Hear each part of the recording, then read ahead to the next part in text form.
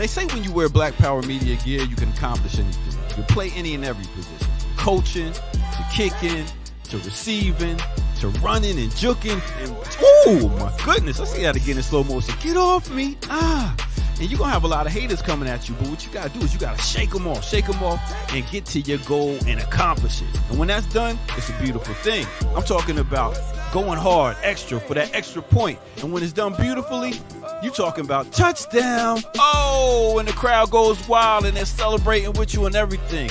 Man, let's see that again. Nice. Black Power Media, baby. That's how we do it. Now go to blackpowermedia.org and get you some of that gear. Empower yourself today. Yeah.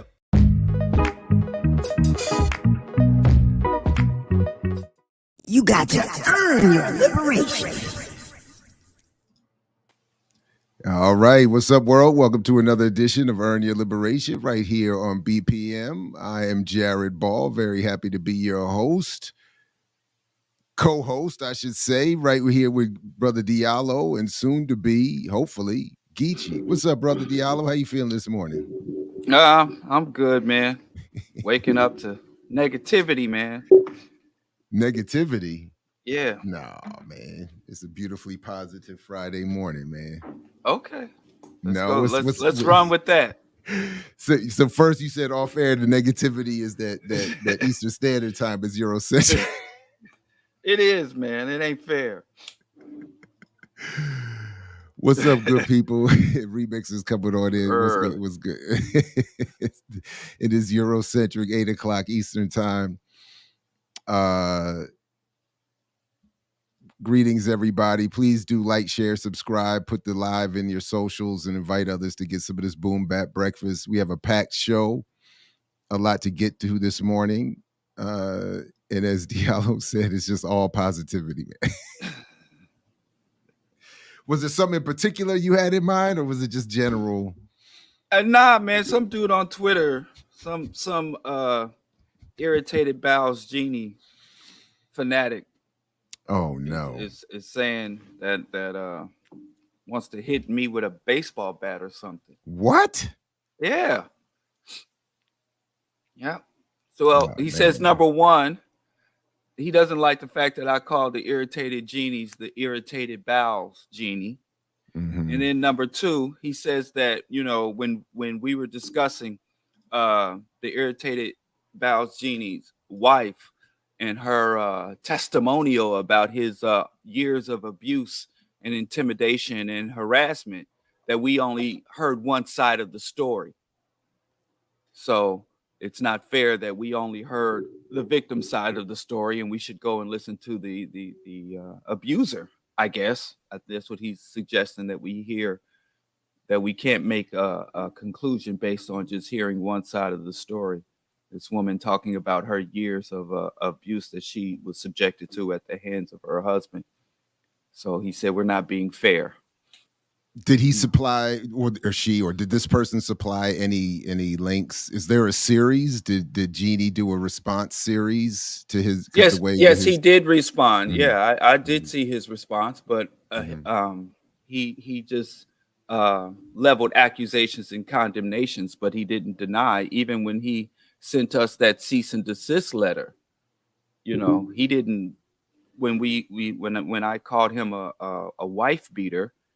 He was like, oh, no, my wife didn't say I beat her, That's right. And he was being very, very detailed about the specific forms of abuse, right? That he was leveled against him, or very specific about the accusations. So, yeah, I've heard his side of the story, but ultimately he said that Black women, man, my brain don't hold a lot of this stuff, but he was saying something to the effect that, Black women are the enemy. That was his response. He did. Yeah. I mean, verbatim, Black women are the enemy. That was his response when he was accused of abusing a Black woman.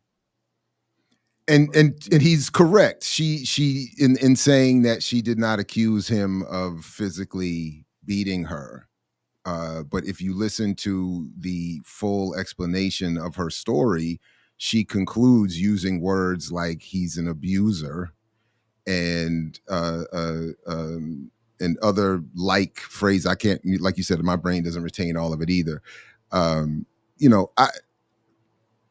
Okay, so I guess the way to I guess this person feels that the best way to challenge the claims of violence and abuse and hostility that Jeannie directs towards members of the African community is to threaten you with violence with a baseball bat. I guess that's yes, because how dare you accuse an elder of being violent? And you know what's funny about a lot of these black fanatics? They just got so much smoke for other black folks. You know, it ain't one racist, ain't one skinhead, ain't one Klansman losing sleep behind none of these armed militant madmen. You know, it's just the average white person, the average white racist goes about their life engaging in daily racisms without any thought to these fanatical blacks. But they got so much smoke. Slight correction for other black people. These racists do give some thought to folk like that because they work in league with them. Right. I'm so sorry, if I could get so there's some thought being given because it is clear that while expressing, as she points out, and plays clips of him saying aggressively hostile and violent, language used towards his ex and to black women, and while his acolytes apparently threaten you with violence on Twitter, the common enemy of the Jew is the only one apparently feeling any threat. And then you think, go find me a Jewish person. It don't even have to be a Zionist Jew. It doesn't even have to be a capitalist Jew. Just go find me your average Jewish person that's losing sleep behind, irritated. Go find me because he teams, but it's just no. But the solution is to work with David Duke. That's what I'm getting at. And that's another thing where I talk about they got smoke, they got violence for black people. That hatred, man, that they have for black people. It's like his Black Decency movement, his former ally Kush the Black Unifier. They literally said black people are the scum of the earth.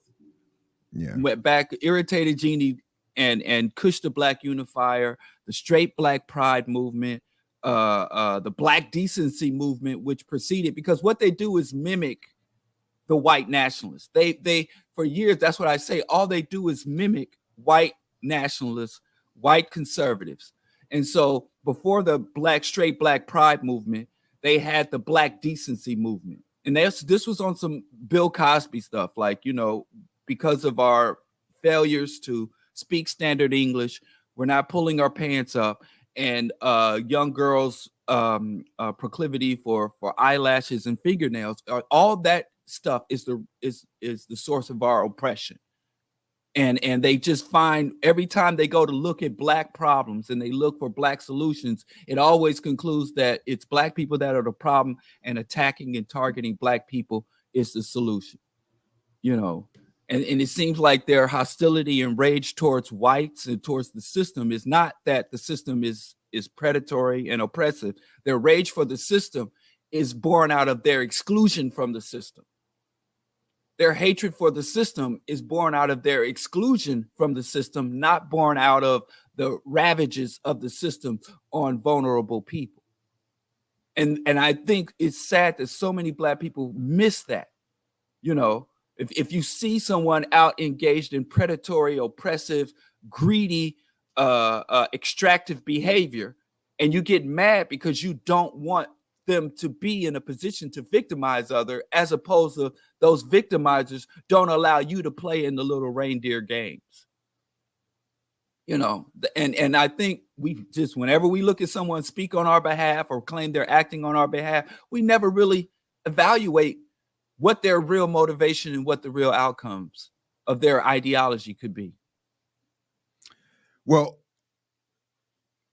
analysis aside, all jokes aside, I just do want to put it out there that I am sorry that you had to get threat. I mean, even something like that. I'm not. I don't. not to be dismissive or to take anything, or I don't want to take anything lightly. But even if not giving it too much import, I just don't think it's. I mean, I haven't experienced a version of that myself a few times. It's just not pleasant, to be, So I mean, that's pretty whack. He said anyway. Well, he didn't say me. I'm sorry. Wait, it's these. He said these motherfuckers, not just me. He tagged my name. Right. But he said these. Those so like you. I could show you, but he said ... So it's more of a general. You're representative of a group. It's mysterious. It's mystery. But I get it. It's just here. To your point though. It says directed in the wrong way. Being disrespectful to the elders. That's that shit that pissed me off. These MFers, plural, need a baseball bat too. Oh, so damn. I don't even know. It could be to the head, could to be the all kneecaps. Of us. Right. But to the elder, is the brother older than us? Yeah, that's Aren't we elders? Thing. I don't care if the man was 116. Well, I mean, being old don't make you an elder. Correct. Wait, I messed up. Sorry. That's all good. It's all good. I'm just saying, I mean, and in what way, and really what? Well, I guess some of the jokes with the names, but other, what is the real level of disrespect? So this person just threatened at least, Geechee's young, so this person just threatened at least 2 elders, roughly. Right. I mean, if irritated is an elder, then I'm an elder. Yeah, I believe. I can't imagine he's older than. If y'all just handing out elder status like that, this is some old Dollar Tree eldership. Bargain. Trap, we can swap meet elderhood. If he an elder, I'm gonna go ahead and step up and claim elder status if it's going that cheap nowadays. But but to be clear and to be fair, and obviously I don't know who this person is, and this person may, but the clip that I heard his ex play, that Jeannie's ex played on her series of him talking about her, if he would say those kinds of things about her, I don't think we could expect to get anything better from his acolytes towards us on Twitter. Right. This is the they had a 10+ year relationship, the mother of his children, and I can't, and she played the clip, so it's not taken out of context. I mean, you could hear what he's saying to her about her and Black women, and Black women in general. He said Black women are the enemy. But like I said, listen, there's so many characters who've built careers out of, targeting, internal targeting, reverse Uno people out here that from Sotomayor to I guess I better stop saying names. It's gonna be more cease and desist. Tariq Nasheed. A lot of these cats that have said just out of pocket shit. Not just women, just targeting any vulnerable population within our community, and they amass a following. They amass a following, no matter how reactionary, no matter how toxic, no matter how irrational or corrupt. On the surface corrupt. Like by the time you can, break bread with the Klan member, like the Ku Klux Klan, literally a Klansman, literally a grand wizard of the Ku Klux Klan, and you out here saying, okay, let's lock arms to go at the Jews, and he doesn't even realize in their literature, in the white supremacist literature, they have a term for people like him called like-minded minorities. Even in the Turner Diaries, that book that they found on Timothy McVeigh, even in the Turner Diaries, it stated that the white nationalists, know that when they rise up to carry out their racial holy war, that they will have minority allies, that they will have Black allies. Black people that realize and understand that white supremacy is the natural order of things, and they have adopted, they are Christian, or they are conservative, they are strong family values, the morals, the good blacks, the blacks that Cosby want us all to be eventually. They know that they're going to have more black allies than enemies. So it's even in their literature that the like-minded minorities will stand with them against the black masses and the rest of humanity. Man, is that the maid? That's no. Can you tell the maid to shut that I know down? it's a lot, right? Let me tell you. I'll close the window in a minute. I was trying to get some cool air, but one of the. This is real. Quiet down. Like listen, I'm on the. It is, but what is funny is that it is hired help. One of the things I've learned since we moved to this other side of tree-lined streets is that the noise pollution over here, I think, is worse than when we lived, closer to the suburban hood. Like every day, folks have hired groups of Latinos coming into the neighborhood, cutting every blade of grass, blowing every single leaf off of every brick. It's crazy. That's crazy.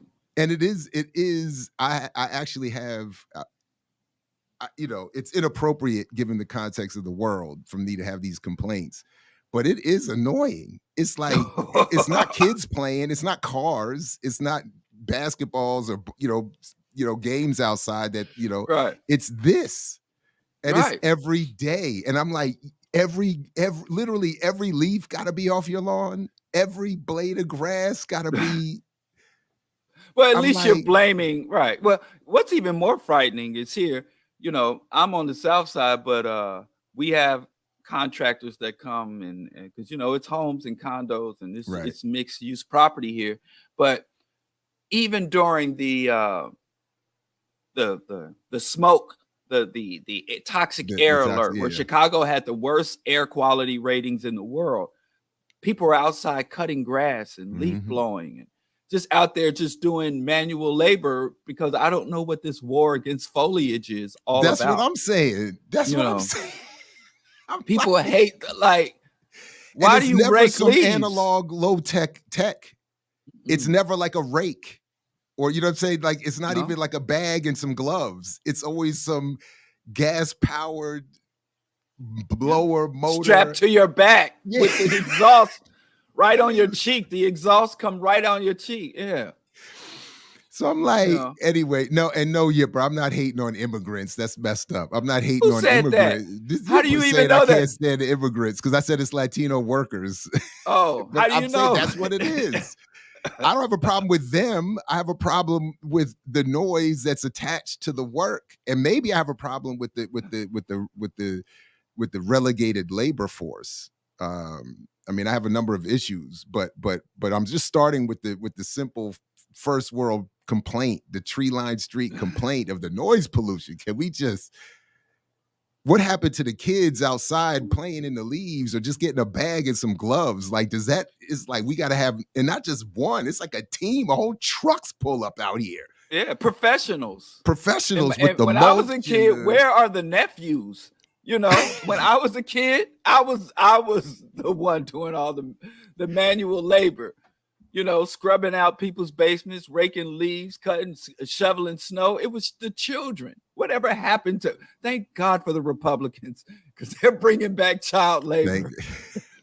Because my hands stayed blistered as a child, so I'm glad that other children have to suffer like I did. You know what I'm saying? Because that's one good thing. At least these kids got gloves. Oh, right. Protective gear. No, we're supposed to be against that. Helmets and knee pads. Oh, right. That's right. Are you going to be an elder or not? We just declared ourselves elders. So we got to start. These kids today. These kids today, boy, I'd say. Yeah, you know what I'm saying? Out here in their little protective bubbles. Get out of here. Right. These soft Get children. out of here. So, by the way, just folks, they don't have lead-based paint. They don't have lead-based gasoline. These kids, you know what I'm saying? saying? Are weak. They're weak. That's why we're losing. That's why civilization is collapsing. All these gynocentric men and Right. You know what I'm saying? This is terrible out here. Remember that fallacious video where they were saying strong men create civilization, and then they create weak men, and it says civilization falls, and then so the strong men have to come back. Yeah. It's there. Rosa sat so Obama could run. It's there. You know, it's you know what I mean. It's, by the way, we have not done. Diallo and I have not done anything. Like Geechee is not tied up in a basement or anything. So like we're not subjecting him to some digital hostage taking situation. So I don't know. Him being late is on him. And the chat is in full-fledged jokes and misrepresentations. No call, no show. No call, no show. No call, no show. Nobody tell me nothing.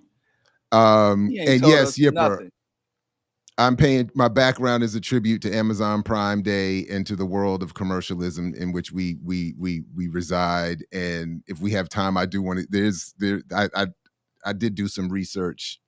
And it's anyway. Go ahead. Yeah, that's it. Yeah, no, I'm just saying. Geechee did send a DM.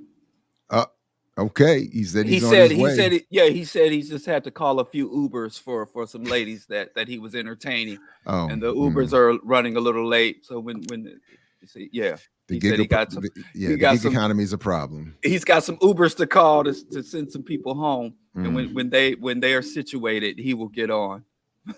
Plural, plural, specified. Right? Exactly. Yes, plural, not just one.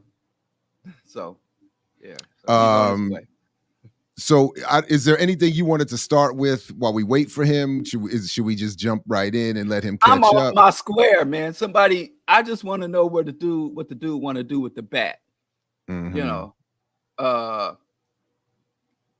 and so I'm off my square, but we can start anywhere. The AKAs and their financial liberation. I don't know what you want to do. So what you want to do?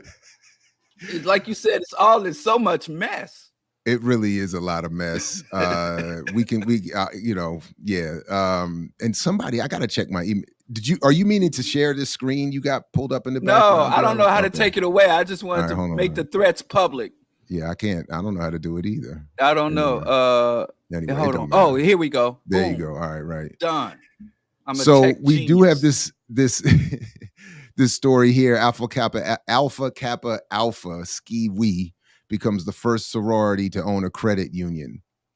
The women of Alpha Kappa Alpha Sorority Incorporated, aka, officially have their own credit union. According to Chicago, Illinois' WLS ABC 7, 4 members only, also known as FMO, is now the first digital financial institution in America that is Black-owned, woman-led, and founded by a sorority. So what does that mean about Greenwood Bank? Are they saying that Greenwood Bank app is not a digital financial institution because it's simply a platform that's a conduit to white banks? Or are they saying that Killer Mike and Andy Young are not Black? What does that mean? Anyway, I'm a little offended for Greenwood. But anyway, congratulations. Yeah, go ahead. If you go to the official site, if you go to the horse's mouth. Okay. If you go to the source. If you go to the AKA 1908, there's literally nothing there but the logo. So everybody got something to say about this except the AKAs themselves.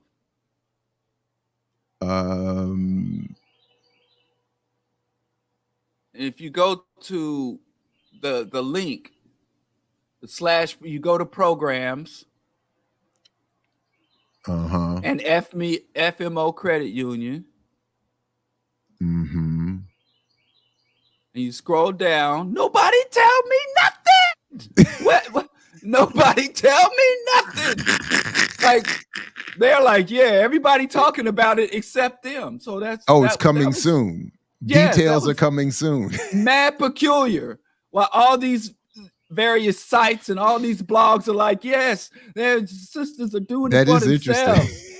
And then I'm like, well, let me go to the sisters and see what the sisters, everybody talking about them. Let me see what's coming from the source. And you go to their site and it's like that 404 era It's nothing but there. they can't be expected to keep up with Yahoo News, Yahoo Finance. Hype. I guess. I just want to hear from the sisters. I don't know who Yahoo is. I wanted to hear from the sorority directly. Everyone doesn't understand the impact we make financially, so you have to start doing things so folks know we know how to control our money. AKA International President and CEO Danette Anthony Reed said. What's more, the credit union's grand opening took place in Chicago, home of the AKA's international headquarters, during their annual sorority leadership conference. So, hold on a second. Did I just hear what I just hear in the background? Oh. Them Ubers finally showed up. The three Ubers. The Ubers finally showed up. To ferry away his the people he was entertaining. All right, well, when he's ready, he'll pull himself up here. But go ahead. I got some conspiracies. Uh-oh. You know, get your tinfoil hat. All right. Get your tinfoil hats.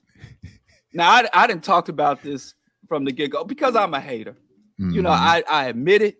So y'all, I'm going to beat y'all to it. I'm a hater initiator. Nobody's greater. I'm not just a hater spectator. I'm a full-fledged hater participator. So here comes the hater. I'm sorry. Yeah. So before you can call me one, I'm going to call myself. Just before the pandemic, like just before quarantine, right? Because AKA sorority, the secret society, secret handshake, Illuminati. Y'all don't forgot about the AKA prostitution scandal? What? Wait. What? Let me laying down in my seat. Slow down, man. Slow down. I just got a new job, so slow down. Okay. And see, I was about to say something.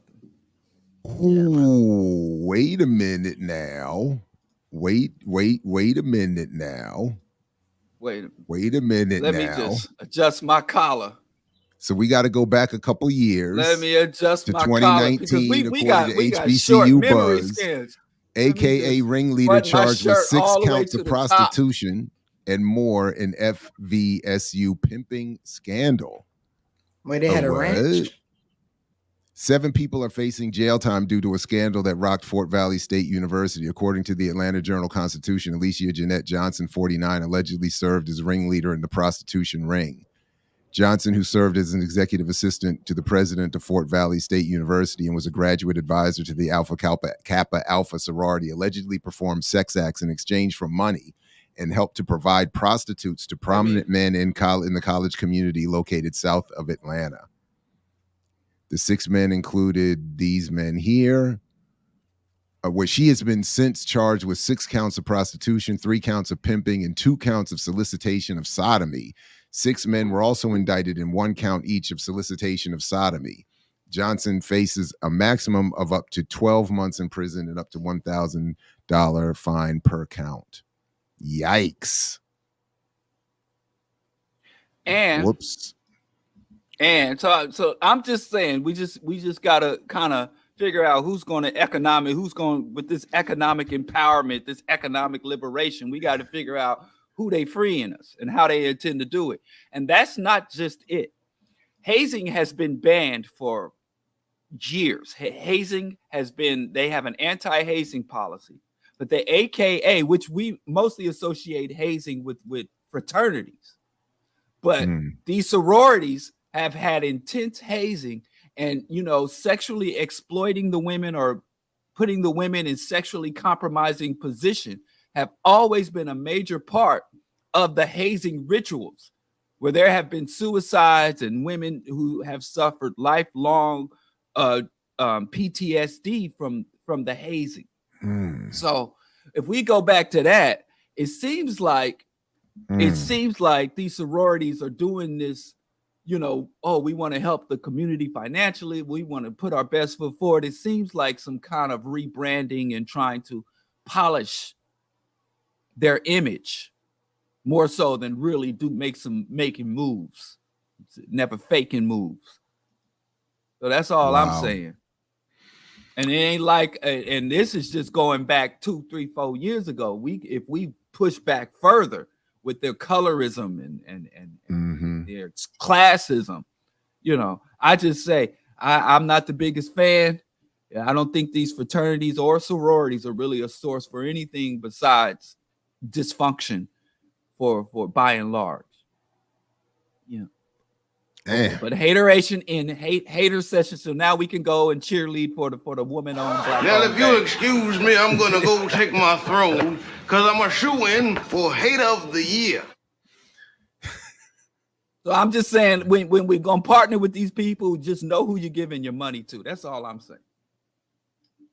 Wow. Or y'all start flashing pink credit cards, you know.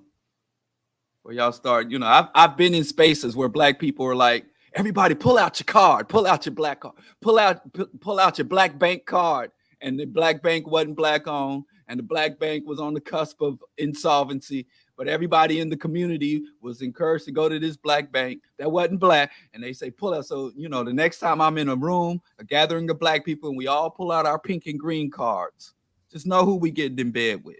So y'all already got to Speaking of getting in bed, let's go to Geechee. What you want?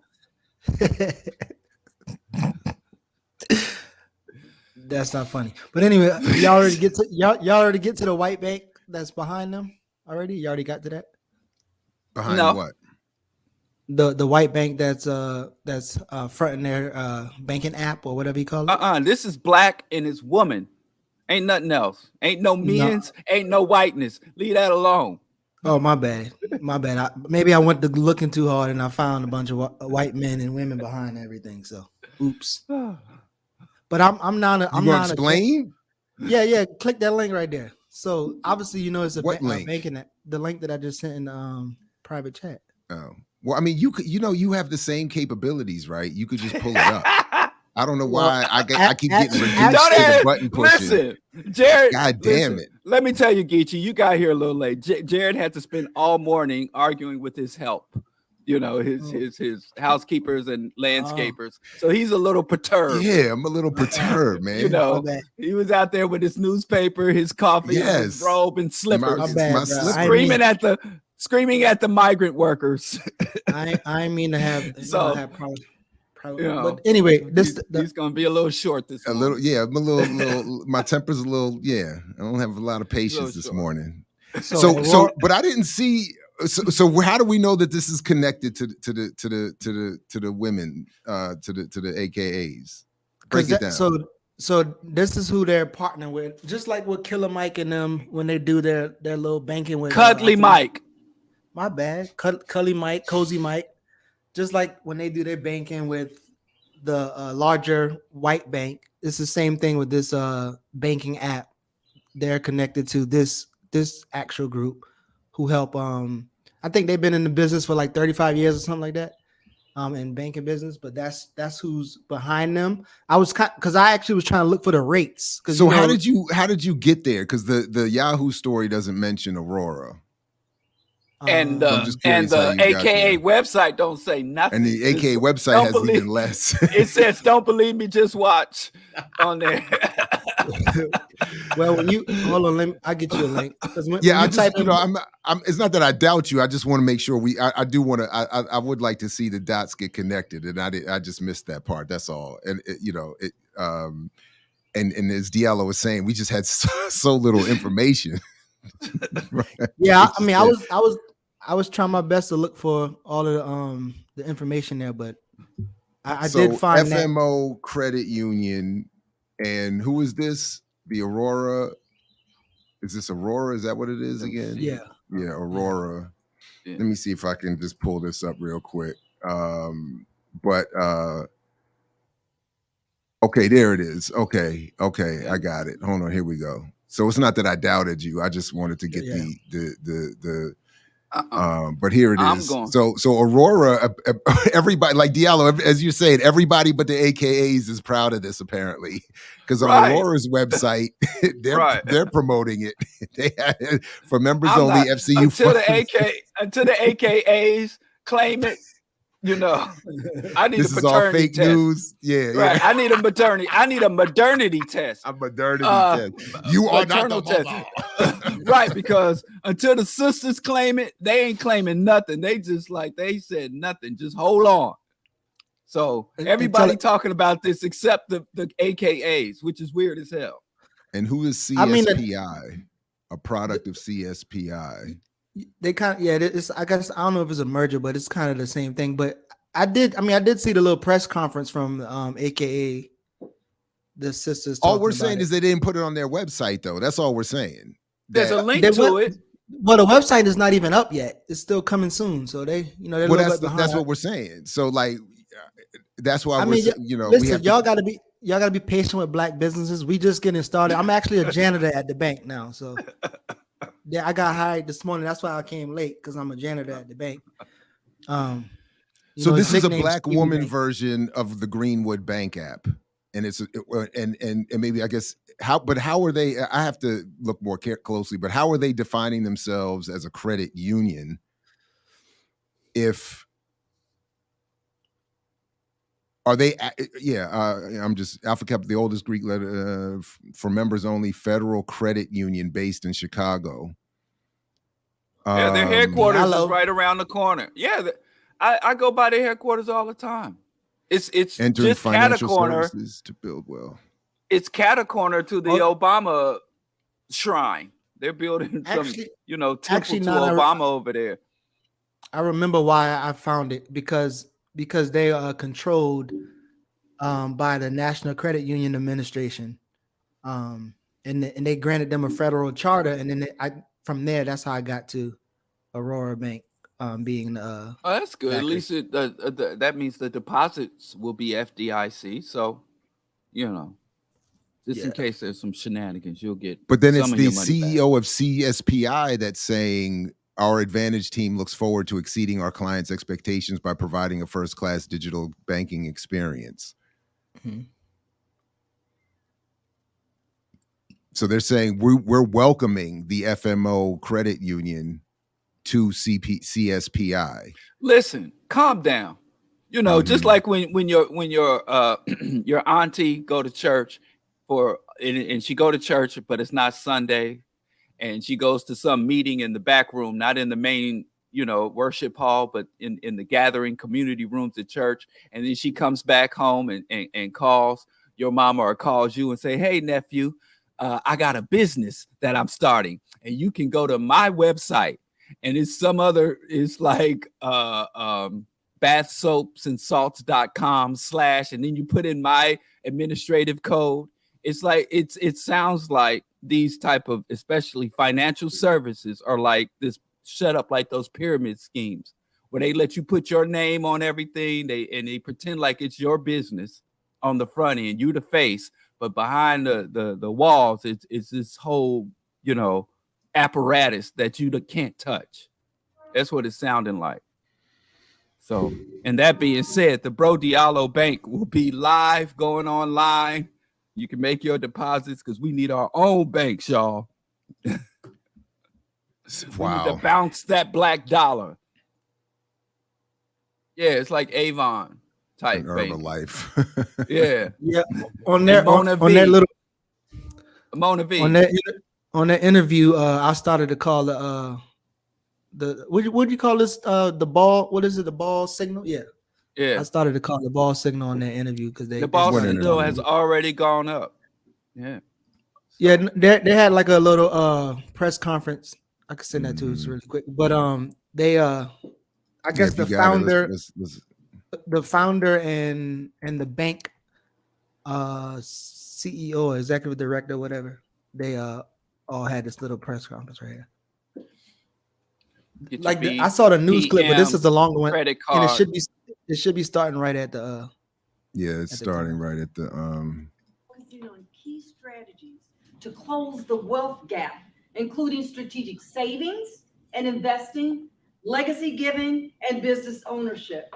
This is why we are here and excited to celebrate the opening of the first Black-owned, woman-led, sorority-based digital banking financial institution in the history of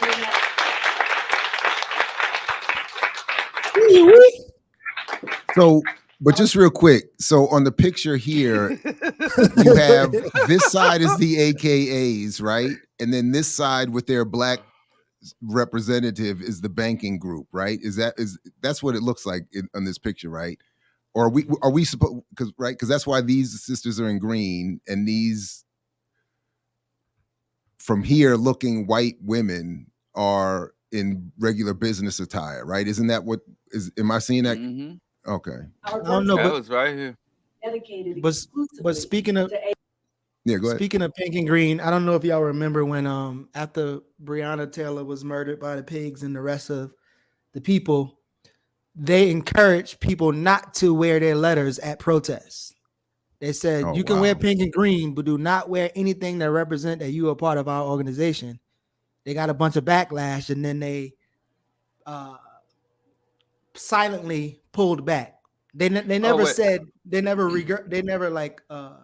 recant what they said, but they literally just kind of like, listen, I see that we causing a lot of ruckus and we're taking attention away from stuff. So then they kind of pull back. But you missed the hateration session. We started the hateration before we went into the optimistic good stuff.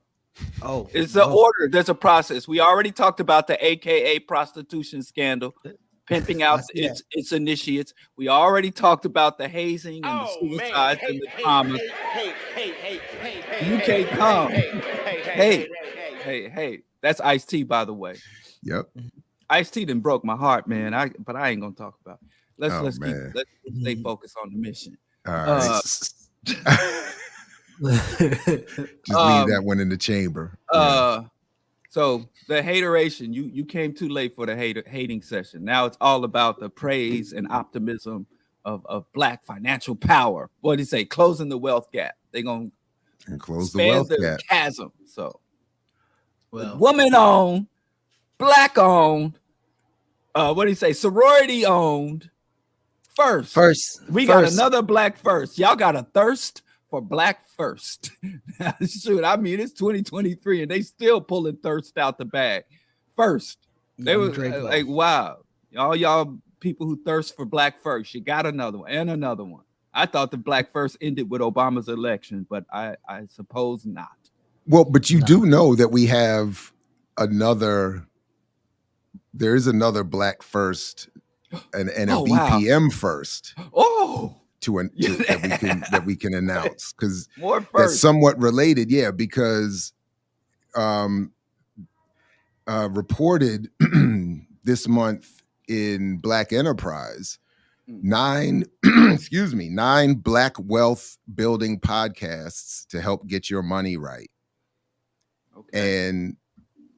And I've never heard of any of them except for numbers 8 and 9, because number 9 is of course, well, not quite yet, is our dear brothers at EarnYourLeisure, who we'll come back to shortly. But number 8 is Black Power Media's own Brokish podcast.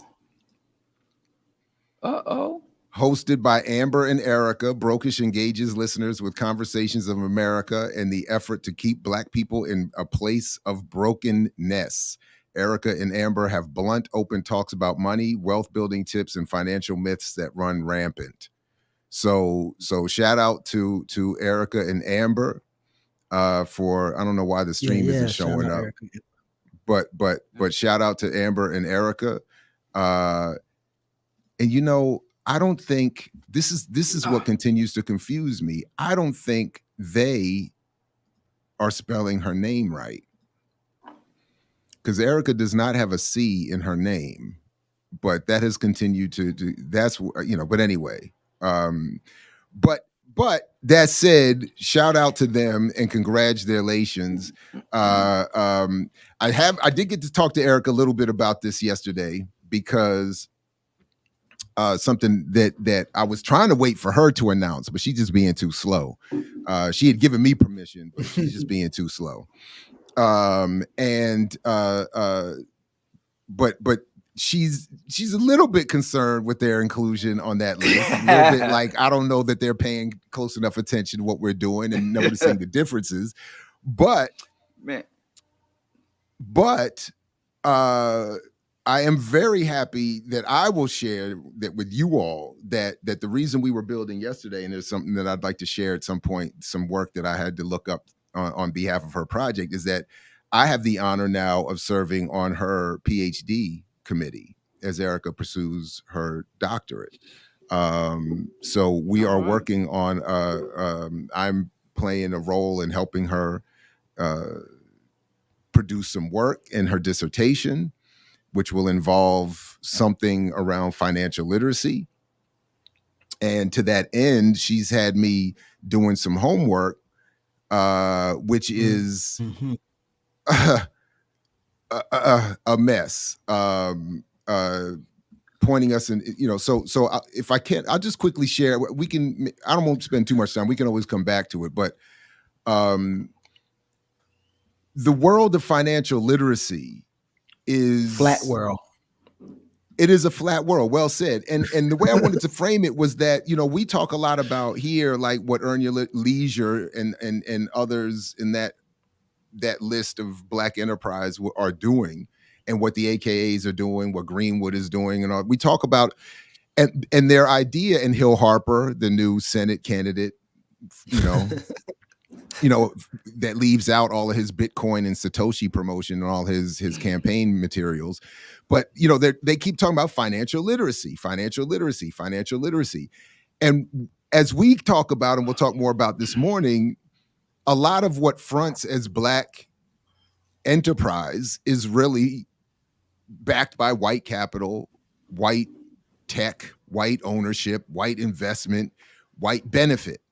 So there's this sort of, I don't know, like a reverse trickle down upwards to the whiteness, I guess, in the financial literacy world. But academically, intellectually, what I'm beginning to learn more about is that there is this academic overlay that is attempting to produce the wisdom that itself trickles down into the zeitgeist and into the more popular cultural media spaces and have this influence. And one of its leaders is this Italian woman whose work I've been reading over the last really a lot last night, 3 articles last night.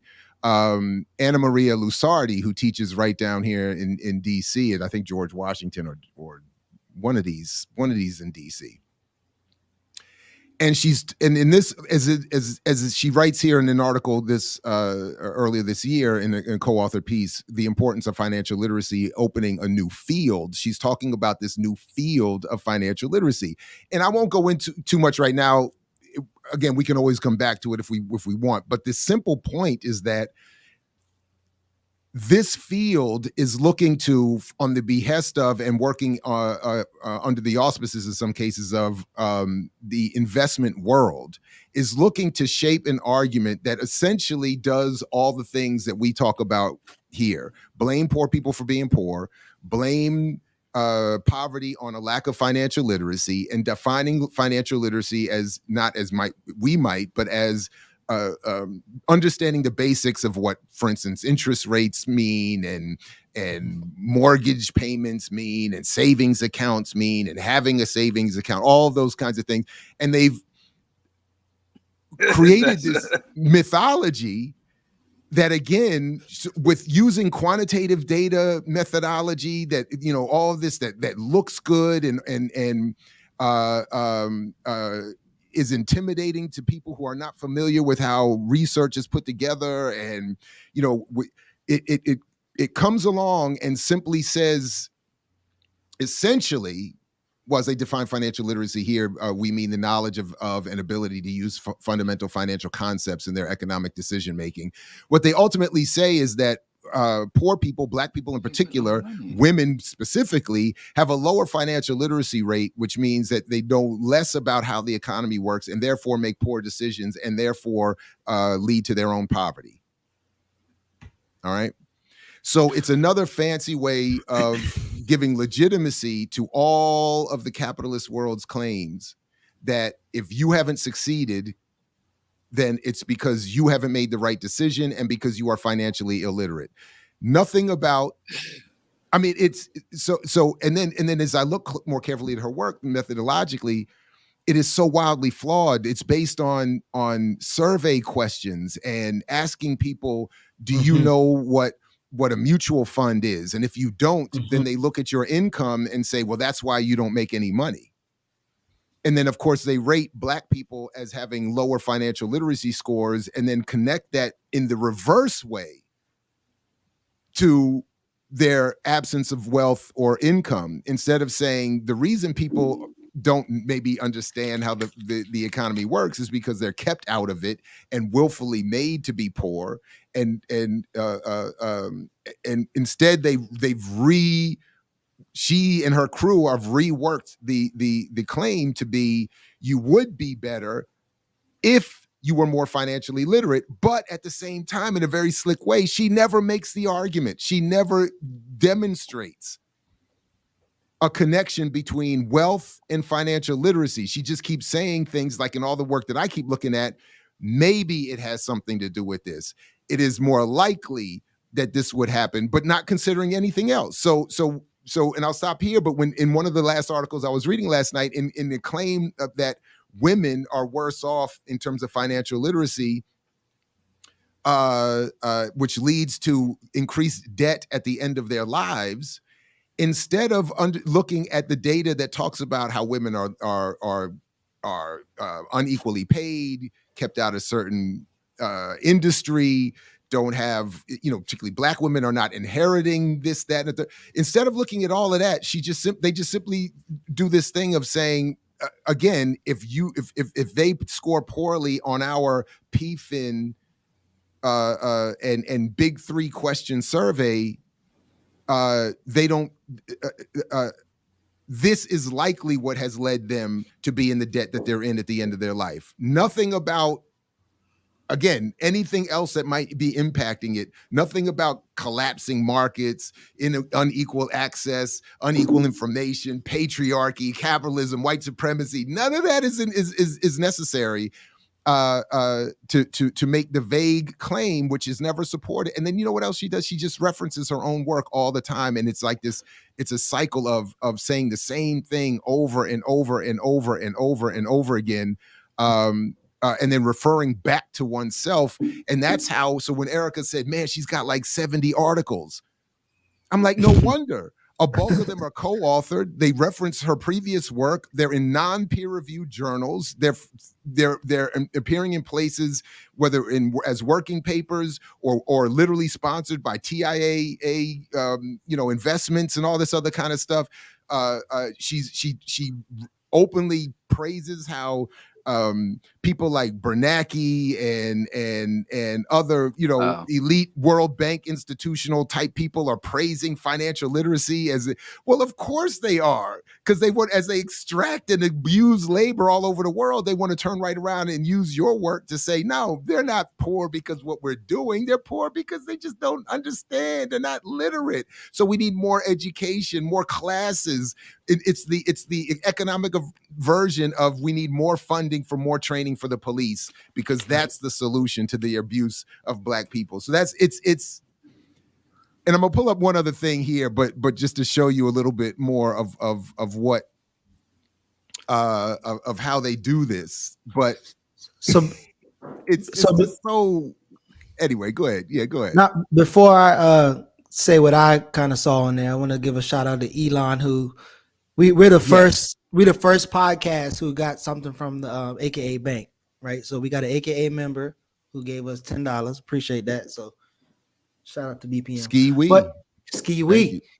Well, they about to get, Yeah, actually we can't do that because they'll get on us. But so one of the things that I saw, y'all, I'd like to go on the record of not ski or weeing this entire my bad. broadcast. All right, go ahead. I only did it once. I already got called disrespectful. My bad. Before I even got up this morning. So that document, I saw that they was promoting some research done by World Bank employees on economies around the world. And like you said, the questions in the survey and the methodology was just so whack that it only talks about like the competency. Look at these. rather than competency on financial literacy, it's just like education objectives. So they ask you like, do you know about these things? Not if you actually doing it, not if you actually adapting to. These are some of the questions. I took screenshots. I actually ran through the test real quick, just so I could take screenshots. Real quick, one of the things that I saw when in that other report from the World Bank employees, there was like 55% of adults in more advanced economies like Canada, France, Germany, United Kingdom, US are financially literate, while in the other economies like Brazil, Russia, right, China, they only have 28% financial literacy. And this is how they met. Yeah, go ahead. Okay, yeah. But what I'm saying is they don't go to the fact that, okay, like the US actually has more poverty than places like China that has almost twice as much more people, and or the US is the only country or the country that is in most debt out of all the countries that they name. And so it's like obviously the financial literacy is not working on a large scale, and that report is just mute. Wait, wait. You're saying that because they don't account for the large scale poverty in these so-called first world nations that they're but no, but that's my point. No, but they're not doing it nationally. Hold on, Diallo, just real quick. Let me just do this one thing. Because they're not doing it by nations per se. When you look at what her work is, she starts breaking it down to the demographics racially and by gender. So she's not just simply saying that this is a problem between the United States and some so-called developing nations. She's saying that this is a problem within so-called first world nations, and it has to do with a lack of financial literacy reaching women she says in general, the United States even has low financial literacy, but it's particularly low when you start going into the so-called darker communities and women. And the way they're measuring it is through these kinds of survey questions, which is the following is not a good way to network. No. Many celebrities, professional athletes, and entrepreneurs, people who can afford to live their desired lifestyles, have goals for their personal and professional achievements. Why do these successful people set goals? And then if you don't get as if you which of the following states the 5 important components of a good goal? So in other words, if you don't know these things, is their argument, if you don't score well on these things and score above, I think 77%, then you are financially illiterate, and that's why you're poor. So the idea then becomes, if we can teach you how you can automate my finances to save time, protect my credit, and earn extra money, that will make you financially literate. And then, as she says in her work, it may lead to a decrease in the gaps of inequality. So it's so wrong on almost every level, methodologically, analytically, theoretically. I mean, it's just, she talks, for all that she's written that claims to talk about African Americans and financial literacy, she exhibits zero knowledge of the specifics of race and the Black experience in the United States. So it's just really pathetic. But that's it. Go ahead. My bad, Diallo. Go ahead. Well, I have to take y'all back to my 6th grade elementary class in Knott's Elementary, and a very influential teacher. I did not like this woman, but she's one of my most influential teachers, including instructors to the university, to middle school. And one thing she told me is that literacy is not just reading, it's comprehension. These people are not engaged in economic literacy or financial literacy. They're engaged in economic indoctrination. So if you want to make the Black community economically literate, you cannot just tell us what a dividend is, what a mutual fund is, what it means when a stock is split. That's akin to trying to solve hunger with nutritional literacy. Do you know what, B complex? Do you understand protein synthesis in the gut? Do you understand what intestinal flora is? And somebody has no That's food. Why you hungry, Diallo. That's like trying to solve homelessness with architectural literacy. Do you know what a Doric column is? You need we understand that when people have no home, they need houses, not architectural literacy. When people have no food, they are hungry, they need food, not nutritional literacy. But when people have no money, when they have no resources, that is offensive. But they teach them the terms, but they don't give them the comprehension, because most people, if you are working class or poor and you truly become financially literate, it would lead you to being socialist and communistic. It would lead you to say, hey, I got financially literate, so I understand that the billionaires shouldn't exist. I understand that the upper income tax rate being eroded, that most wealth is based on control of the means of production. And even if I am able to amass fiat or get a high paying job, it's not likely that I will join the realm of the rich. And even if I join the realm of the risk, because of the volatility of the system and my position in it, my grandchildren were going to be in the same position I'm in, even if I secured a bag. So they're not out here. And I think it's just crazy that we're even using their terminology. It's like, that's why I don't like saying white supremacy or white privilege. Right. I don't like using their terminology because it's not true. You know, that's why I call it white pathology and white hegemony or domination. And I'm not going to call it financial literacy, because it's about learning the terms but having no comprehension of the economic system. You want to be financially literate, read Marx. Especially about capitalism. I'm gonna call it economic indoctrination. Right, but also I think that's what, and we said this before on a panel, the economic literacy will be more inclined. So I don't know if you remember that panel I had you on with one of the financial literacy brothers, and after the panel he was like, bro, I thought we was gonna talk about financial literacy, not economics and history. And I'm like, you don't get to financial literacy without economic and history. But what I was quoting was, I remember that, dude. I was quoting that on that research that you had from that sister, Jared, she was quoting World Bank employees who was saying that these countries are less financial literate than the US, but those countries as a whole don't have the same poverty or the same debt as the US. So like Diallo was saying, it would lead you to more communist policies and these kind of thoughts, because how did these people solve, if they're not so financially literate, how did they solve poverty or solving poverty? Right, but what I'm trying to say is, but my point in bringing up her work is to show that two things. One, the reason there's so much use of the language of financial literacy is because of women like this and her sponsors and supporters who create these fields and create this body of knowledge that then is disseminated all over the place with this undue authority.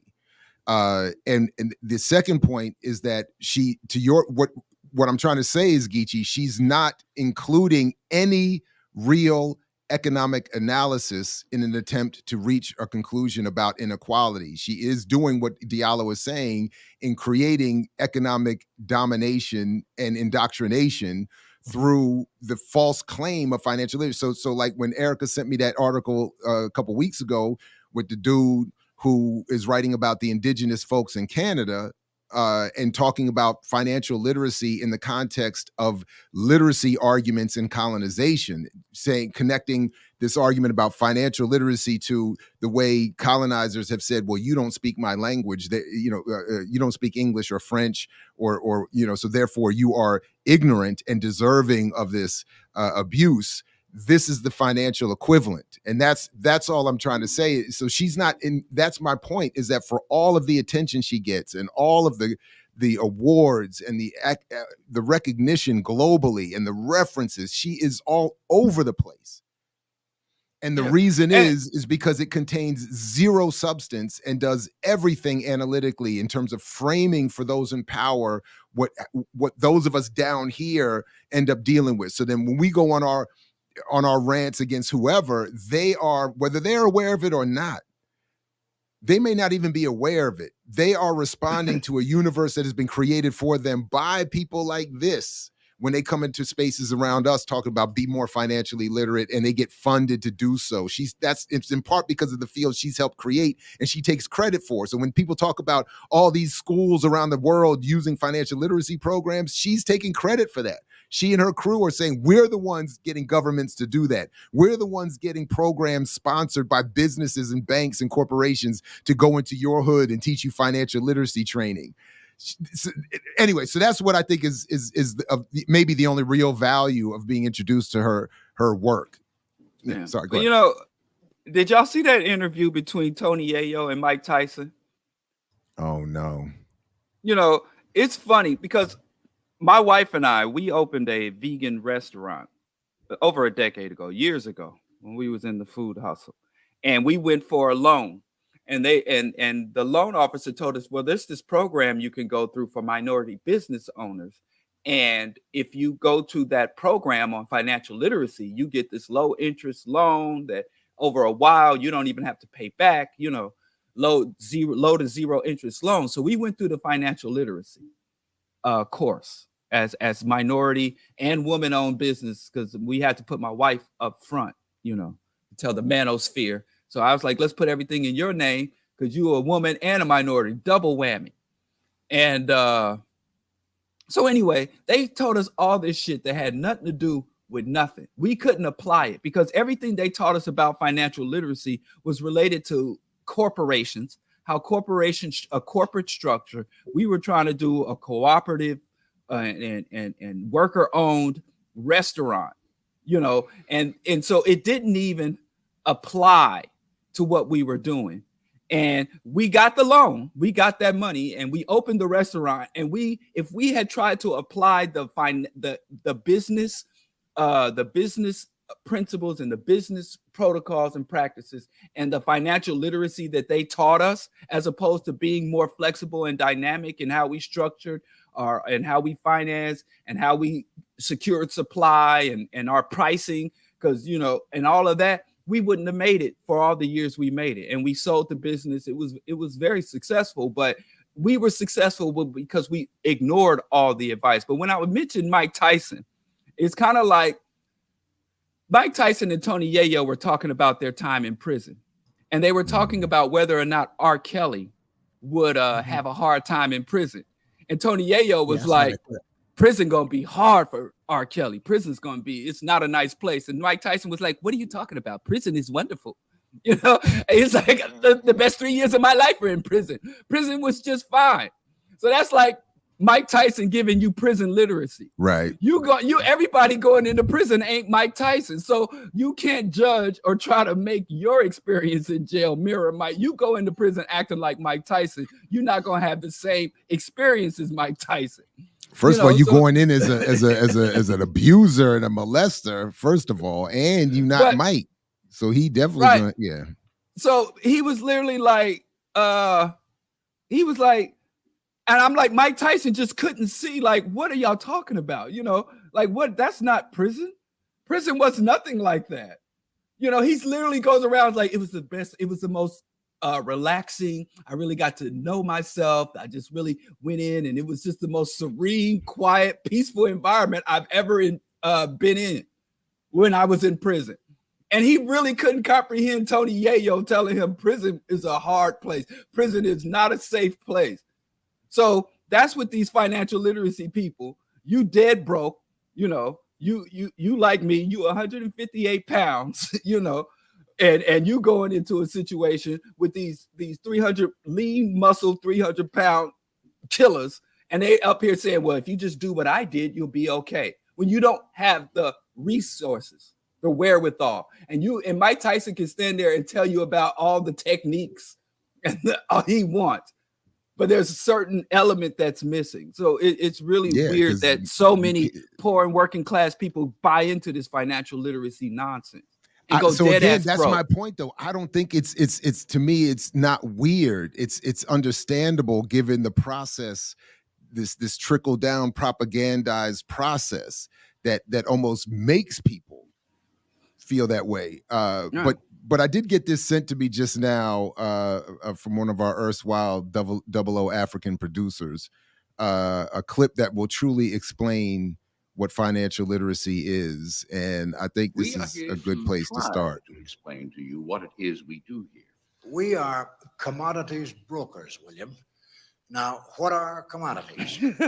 Commodities are agricultural products, like coffee that you had for breakfast, wheat, which is used to make bread, pork bellies, which is used to make bacon, which you might find in a bacon and lettuce and tomato sandwich. Then commodities like frozen and gold.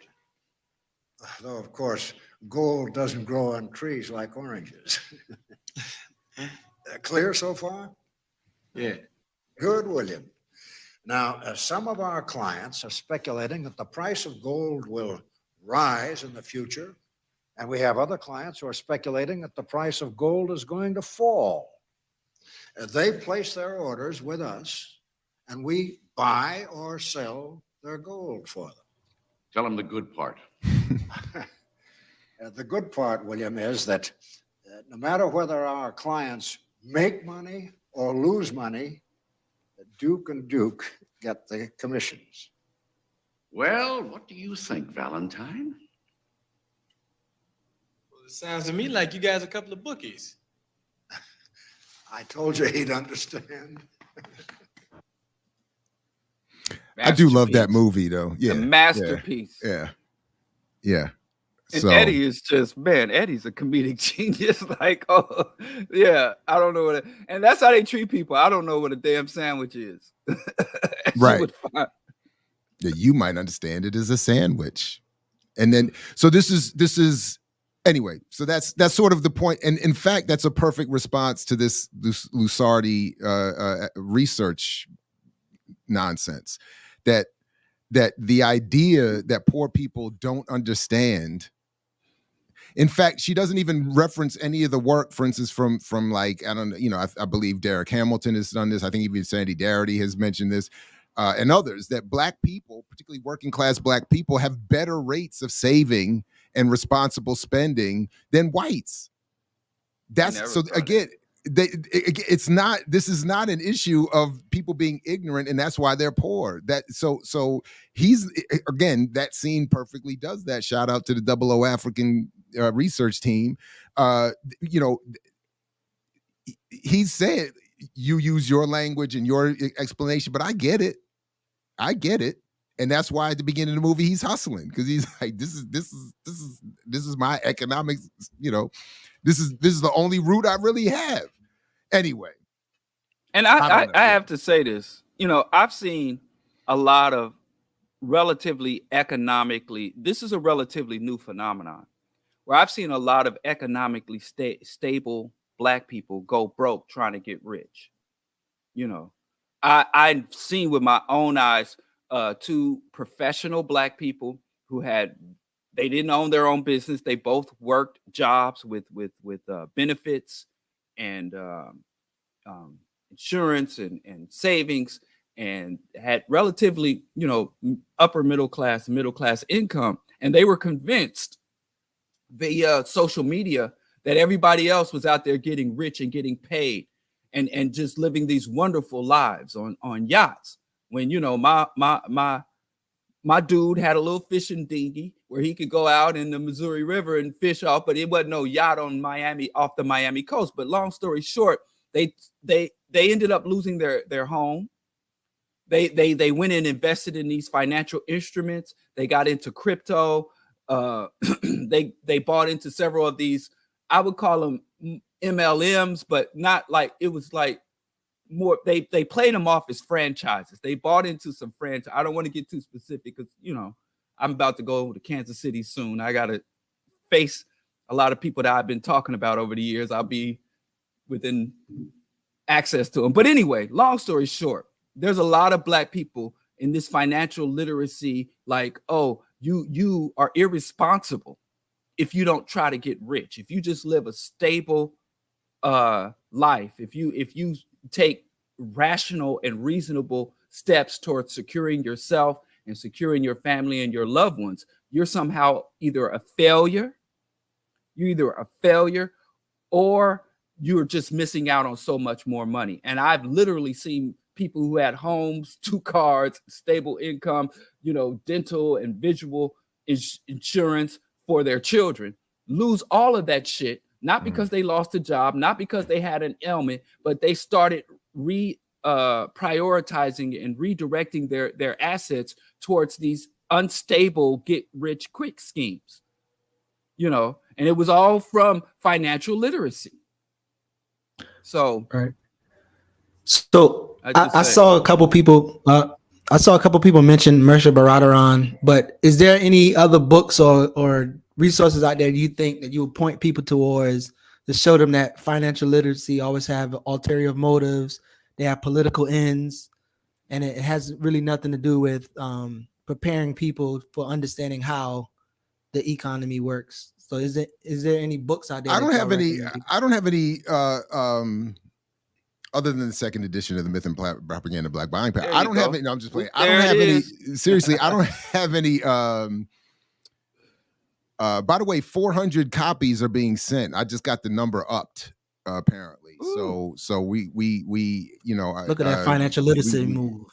But I do think so we'll be doing some giveaways and stuff. So people should stay tuned and become subscribers and members because they're gonna get first dibs and stuff. But anyway, so I don't, off the top of my head, I don't know of any books per se. I can't think of any that I would.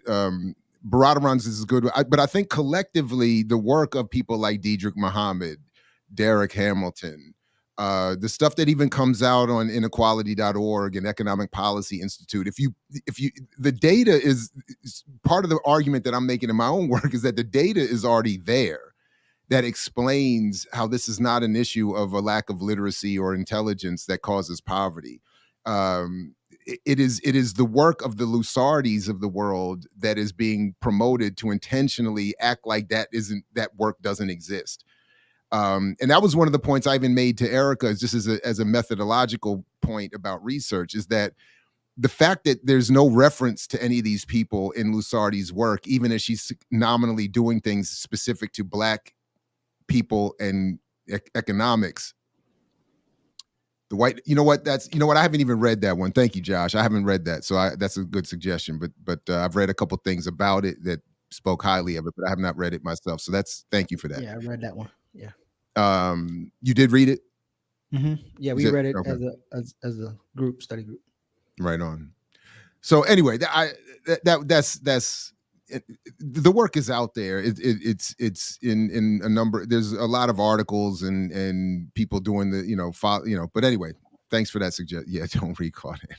That ain't right. And there's no E on Claude, by the way. We want to be accurate. Let's be accurate. Diallo was defending Claude last week, so you're right. Yes, I was. No, I was defending the truth. That's all. I was just trying to be accurate. I'm all for criticisms and hateration and even mockery and name calling. I just wanted to be accurate. That's all. I was just trying to be accurate in the criticism. I saw somebody in the chat. I know we don't have this on the run sheet, but I think we could do this very quickly because someone brought it up in the chat, and I think it relates to why we're dealing with some of these issues here. And I did see this story that Morgan State President David Wilson is saying that Towson U is attempting to duplicate HBCU's business administration program. And the short of the story is that President Wilson of Morgan is trying to defend again this business administration program, which I think indirectly is performing some of the creating some of the negative impact on in the trickle down dissemination of financial literacy madness. But it's part of the, only a few years ago, all of the HBCUs in Maryland won almost $600 million from the state in a lawsuit that charged College Park, Towson, and other white institutions in the state for duplicating programs, which therefore siphon off students that might go to Morgan and go to these other institutions. And in fact, during one of the presentations that we got at a faculty institute some years ago, President Wilson showed us how since the 1970s, as a result of some of these duplicating programs, the white attendance rate at Morgan State dropped to like a record low, that apparently there were more whites at Morgan and other HBCUs historically, which of course equates to more revenue. But if they can go to a white institution and get the same programs, that's of course where they'll go. So in part, I have to say, unfortunately, this is, in part, another one of those games that are played where a black elite, relatively elite, will call out racism, which is really just a defense of its own class position, and meaning to protect its own class position as it projects this sort of national, all racial collective argument. And that's ultimately how I read this here, that Morgan is trying to protect, as it should, its capture of the student market. And it wants a percentage, it needs a percentage of white and other students. It can't rely exclusively on Black and working class students for its population. And if it wants to grow and it wants to become a Research One Institute, which is a definite goal of President Wilson, for Morgan to become the first Black university to be Research One, there's a little race happening, which means you need more to produce more PhDs, produce more dissertations. You need more. You're supposed to need more tenured PhD faculty, but Morgan is focused on in that endeavor in the areas of business and STEM. Anyway, so that's what that story is really addressing, and I do think it relates to what we're talking about here. But go ahead, yeah. I see Diallo name jacking. So what did we get to on the run sheet already? What did we cover in those first 30 minutes? So we covered the AKA Bank. We did Irritated Genie and David Duke's Unity, and that's why he went. He misread the memo. He thought they said it would be Daisy Dukes there, and he showed up, and he just. He's too prideful to admit he misread the memo. He thought he was like, brother, we want you on the stage with Daisy Duke. I can see making that mistake. Wait. Oh man, I wish I could Photoshop faster, but this would be so. I'm just gonna put this up there and let people's imagination do the rest. So this he thought he saw Daisy Duke. And thought that's what he was getting, and then ended up with David. And was like, fuck it, I'm already here. Let me just say. Yeah, that's fucked up.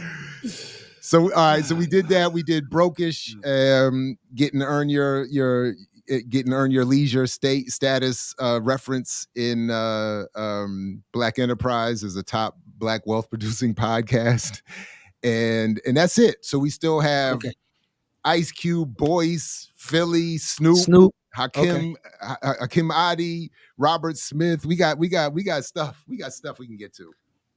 And I just want to say, I've been saying for over a decade that many of our Black African nationalist militants, if you take they're nothing but white nationalists draped in kente cloth. So I do want to give a shout out to Irritated Genie. Oh, I thought you said for driving that point home. Which Irritated Genie? You or the other one? Since you named I'm the irradiated. Irradiated. Oh. Get your bifocals together. I was irradiated. My bad. I ain't got glasses like y'all. My bad. I'm the irradiated. I'm not getting no more cease and desist letters from him. Oh, trademark pending. I'm the irradiated. We haven't said it yet, Ricky. We haven't said it yet. We getting there.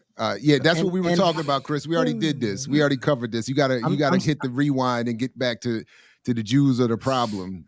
I'm still waiting on his response for time next week if he's going to try to join us, but I don't think maybe it's one of his crew, because it is the famed Hate Awards, which are making a return to the platform without my involvement, I must say. Was begun by a call I got when I was at WPFW, and it was during if I remember correctly, it was before we were starting to raise criticism of Obama, and I got a call to the studio, and I don't think the people understood that at PFW you often answer your own calls in the studio. And the sister called and said, and just went, and I said, hello, WPFW. And she just went into this whole thing about, y'all got to get Jared off the radio. You don't understand that he is the Jew that is holding us back. And, maybe, I am part of the problem, and I'm trying to recover and do what I can to overcome that. But so hopefully Jeannie and David Duke can help me, tighten up and not be so much of a problem to the Black struggle, because I'm always looking for help from the Klan. When I need to, find out how we're going to advance. The new holding us back. No, the Jew. She was like, yeah. I mean, hey, she was very clear. Jared is the Jew holding us back, and I was like, damn. I said, all right. So I said, we need an award show for this one. So I won the first award. I got the first hate award. The very first hate award was Jared for the Jew holding us back award. The Jew who sat by the door.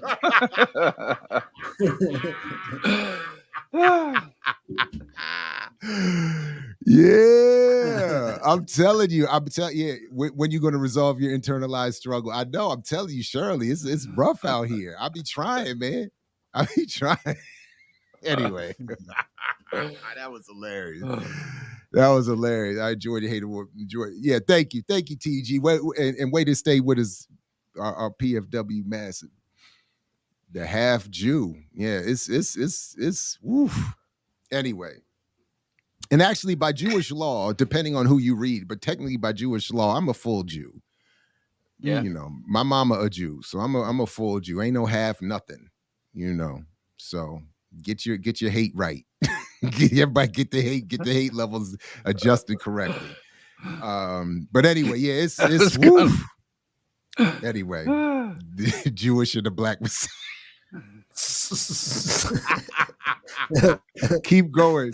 Yeah, thank you, Ricky. Thank you. Yeah, the one drop Jew. Jew rule.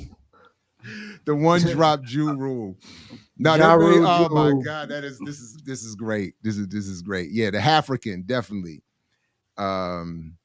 And what is up? Shout out. What's the sister's name that had that comic I used to try to support? What did she say? I thought it was like half. I got it anyway. What you want to get to? Let's go to Snoop Dogg, man. We love you too. Snoop. We love you too. Thank you very much. Snoop Dogg. All right, Snoop, rap your leisure. All right, hold on. Rap your leisure. This is about to be good right here. We gotta hold on. Let me make sure this is queued up properly because we don't want to miss nothing. We don't want to miss a thing because the jewels get dropped. Here we go. Yeah, when he interrupt your boy. I don't understand how the fuck you get paid off of that shit. I mean, can somebody explain to me how you can get 1 billion streams and not get $1 million? That shit don't make sense to me. Like, I don't know who the fuck in the streaming industry, if you in here or not. But nigga, you need to give us some information on how the fuck to track this money down. Because 1 + 1 ain't adding up to 2. And I have to say it because that's the main gripe with a lot of us artists is that we do major numbers with streams and this shit, but it don't add up to the money. Like, what the fuck is the money? When I first came out, my records would sell based off of physical. If you sold 1 million copies, that means it's $9.99. $9 million, you get this percentage, that's what it is. So if I sell how many streams, how much money do I get? It's not being translated and it's not working for the artist right now. And I just want to speak to that in the music industry. Like, that's fucked up. And we need to find a way to figure that out. The same way the writers are figuring out, the writers are striking because streaming, they can't get paid. Because when it's on the platform, it's not like in the box office. In the box office, if it does all these numbers, you may get it did this many, here's another check. But on streaming, you got 300,000 hours that somebody watched your movie. Where's the money? And I know I'm going off a script right now, but fuck it. This is business. You know what I'm saying? This is a room full of business people, and somebody may hear this and be able to do something about it so that way the next artist don't have to struggle or cry or try to figure out how to get to his money. Because some of these artists are streaming millions and millions and millions and millions of fucking streams, and they don't got no millions of dollars in their pocket. So I just wanted to say that. You lie. You ain't gonna. This is old, man. I got some issues here. Let's go. But no, y'all go ahead. Y'all, I don't have. Don't even give me a gun. So I was just going to pull up just some of what I found was some relatively recent, I believe earlier this year numbers. But go ahead. Yeah, go ahead. First of all, you talk about I won't get started. He like the preacher every time. But wait. Are we about to rally around these artists so that they can get their cut of the revenues? Is that a really a it's issue it's the musical version of what I was just saying with President Wilson go ahead. Also, what happened to stop snitching? Is this not snitching on some other hustlers and players in the game? Because when it's a dead black body in the street, Terrence Gangster Williams is a pariah amongst hip hop because he helped the Louisiana law enforcement solve 40 murders, and he's considered the biggest snitch in hip hop. And everybody's like, we don't fuck with him, he a snitch. And because he cooperated and gave information that led to the resolution of 40 murders. And so when it's dead black bodies in the street, don't nobody say nothing. But when it's hurt, but snitching when it's not, nobody's bleeding. But when I don't get my money after my whole career of lying about how rich I am, that's one thing. You can stop lying about how rich you are, because the average, person in the community think these rappers are money hoes and clothes and think y'all got it like that. So first of all, maybe if you want to rally the community or get sympathy from the goddamn community, maybe stop lying about how rich you are. Stop lying and portraying this image of hyper consumerism and hyper materialism and diamond encrusted teeth and fleets and fleets of cars. Maybe you could start there if you want sympathy from me, number one. But number two, how is snitching when it's dead black bodies in the streets? You keep your mouth shut. But when it comes to getting your money, you can tell that. You can snitch on the paper gangsters. It's okay to snitch on copyright and trademark and revenues and shit. Why don't you do like you tell the community to do? Handle it in the streets, Snoop. Take it to the streets, kick in the doors, send your goons to those executives. Send your goons to the home of the Spotify or the streaming executive. Send your goons. Handle that shit in the streets. Now, is any artist going to come out and say, I'm not going to work with Snoop because Snoop out here snitching? How is that not snitching? I think that's auditioning. I think it's auditioning instead of snitching. So if you remember, Snoop was on a Chrysler commercial with Lee Iacocca, right? The white guy who was controlling Chrysler. And they actually said, one of his white suitors, I forgot her name right now, she said a lot of the brands, they wouldn't touch rappers like Snoop, but Iacocca made it safe for them to want to work with him. So I think by him talking all this shit that he's talking, because in 1 minute he's talking about how capitalism is good, he's ringing a bell at the New York Stock Exchange, and then the next minute he's saying this. I think he's auditioning because when these companies start wanting to pay somebody, they're gonna come to him because he's sounding like he's speaking out to defend the people. But really, again, he knows that his goal is to sell brands, just like he sold brands that TomTom Navigation and all the other places that he's gone to sell these people's products. I think he was auditioning more than snitching just now.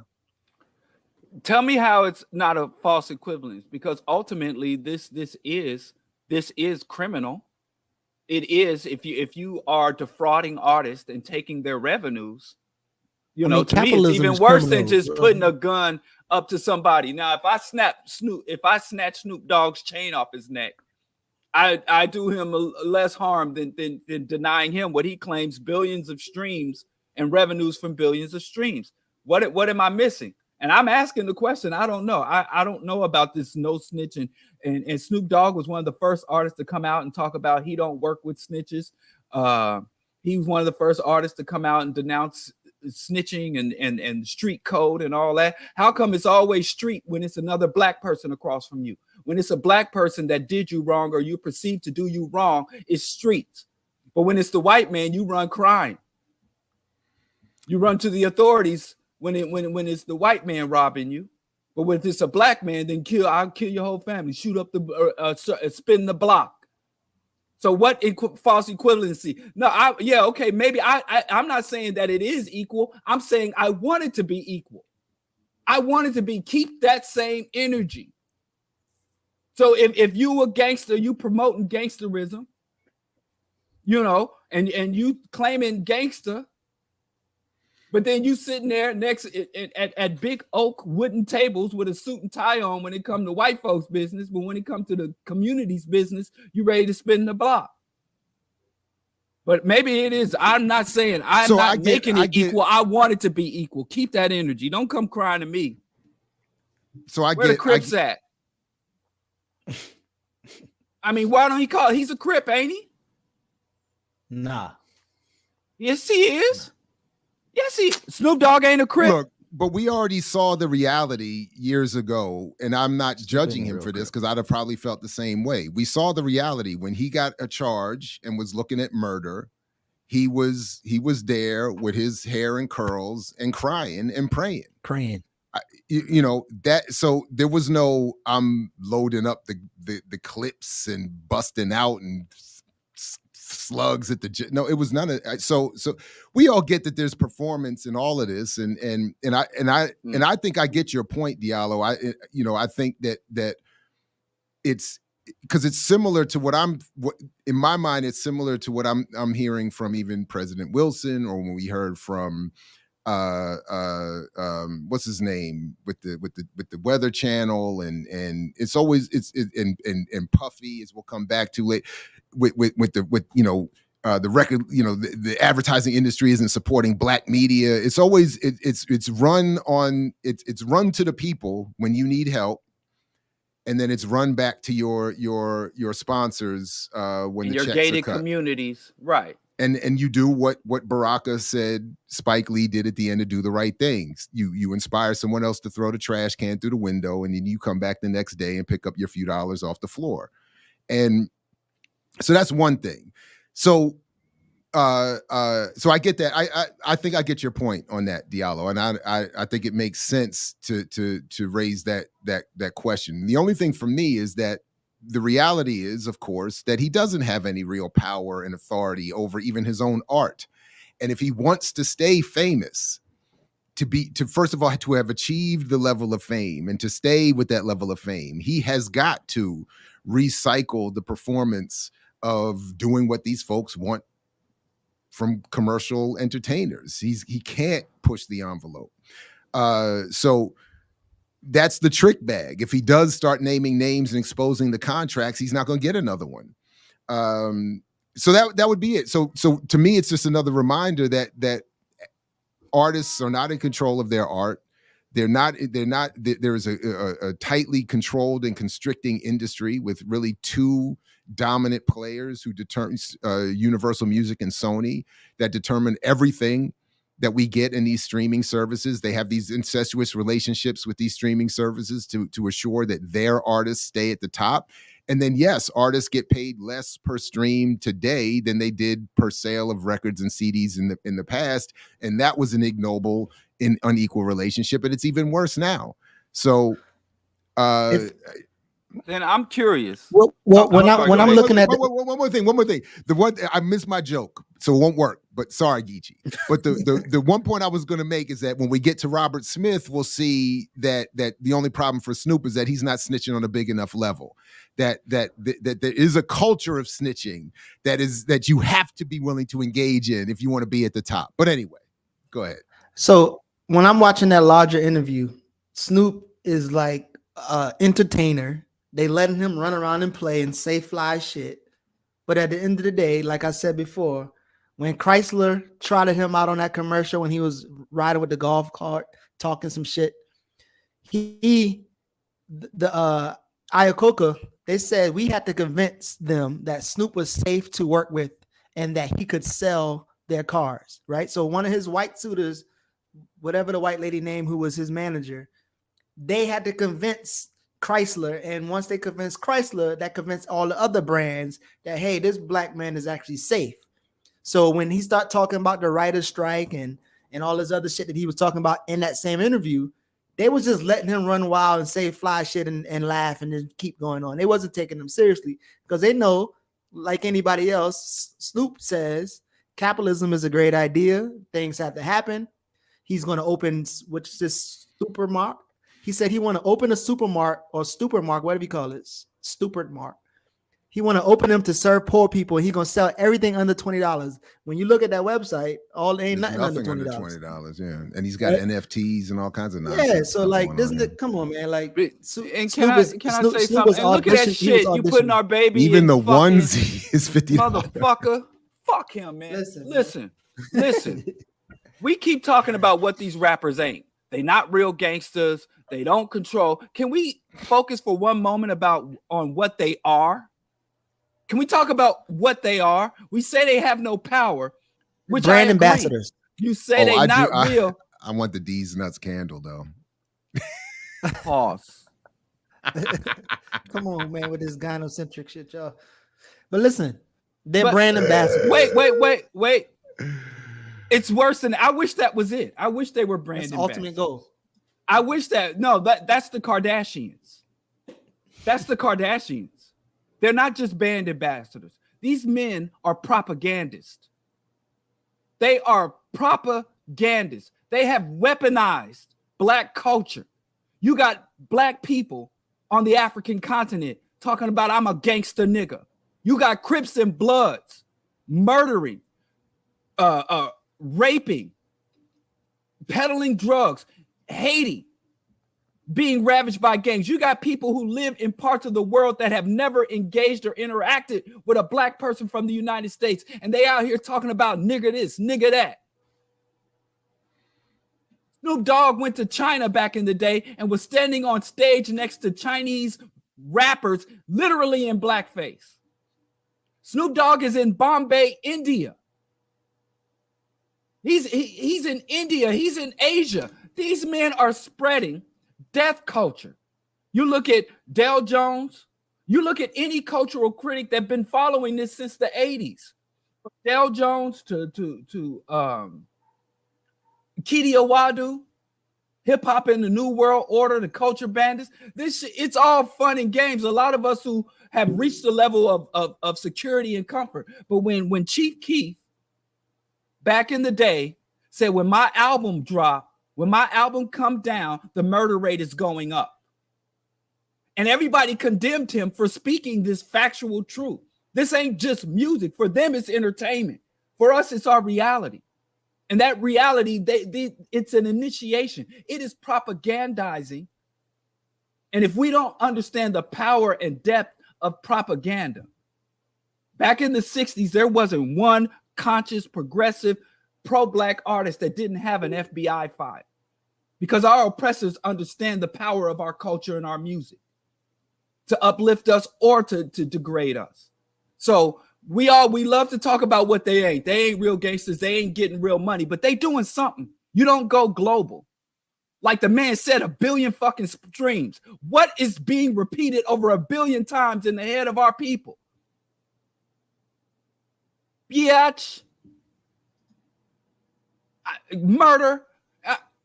Listen, we don't let SnoopDogg is an anti-African propagandist. Can we at least say that?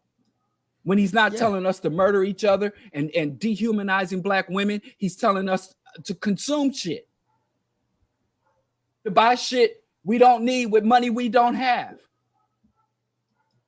And that highly even Snoop snacks. And so, man, listen, again, the last thing I'm gonna shed a tear for is the fact that they're not getting fully compensated for their treason.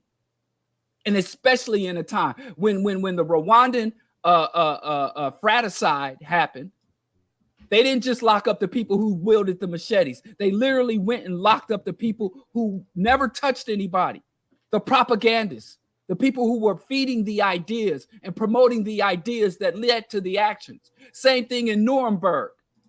Many of the Nazis who were hung did nothing but engage in propaganda and rhetoric. Did nothing. That it is literally a term for it called stochastic terrorism. When you are putting out information, ideas, and articulating positions and promoting and advancing ideas and positions that lead to harmful material, harmful effects. And it's kids out there. I walk my own community in every car that comes by. Every kid with a MP3 speaker is literally just constant death, death, death. You know, go check out Clear the Airways Project. And everybody from neuroscientists to social scientists all understand this shit ain't just entertainment. If it wasn't just, if entertainment was just nothing, you wouldn't have everybody from the Pentagon to the CIA deeply invested in the music and the arts and the movies and the media. So Snoop Doggy Dogg and all these anti-African propagandists, I don't think they've ever been held to account. And we out here calling Snoop Dogg and now Ice Cube's he's a civil rights leader. To a kid looking up to me, life ain't nothing but bitches and money. I heard that shit when I was like 12 years old and memorizing it. It's burnt in my brain. I got to take them goddamn NWA lyrics and even the shit the other rappers said. Like Easy said, Ice Cube wrote all those raps, even the ones he didn't recite. But now he's a civil rights leader at the height of homicide. How much credit and energy do you give people like Constant Swartz? And so that was Snoop's suitor who made him palatable for white capital. How much energy do you give to those people? Because normally it's those people behind that's kind of working in tandem to put Snoop in front of these brands and I guess market them. But how much smoke or energy do you give those people, or why, or when do you even begin to tie the dots for people to see why these people are in the forefront in the first place? I criticize the system as a whole, but these individuals these motherfuckers aren't household names. Ain't nobody gonna listen to some old white man in some Dickies and a Raiders cap get on stage and grab his nuts. So the instruments and the tools that they use to penetrate our community to legitimize themselves, you know, and that's another thing. These traitors, these people who are the conduits for our enemies' agenda, who put a black face on our enemies' agenda. I'm constantly calling out the systems and institutions of white domination. But goddamn, we can't call out traitors. I'd like to hear from Ice Cube himself. I don't appreciate Ice slander, and we should be able to hear from our leaders directly. Thank you. Ice Cube in there, you know, turn it around.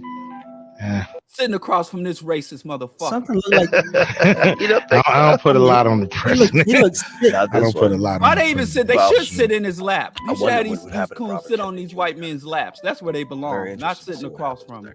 Yeah, you know, he seemed like a guy who at least is down to deep dive. Yeah. And talk real and really try to dissect what's really going on instead of just going with the herd, which would be easy for him to do, like go with the herd. By him going this route, it's like he's on a more noble route, and we just check him out and see how he navigates some of this stuff. Well, he's definitely on a more noble route, and it's definitely not something he planned to do initially. I mean, he was an environmental attorney. Yeah. He was a guy that cleaned up the growth Hudson River. hormone steroids oozing out his pores. And then this juiced up idiot.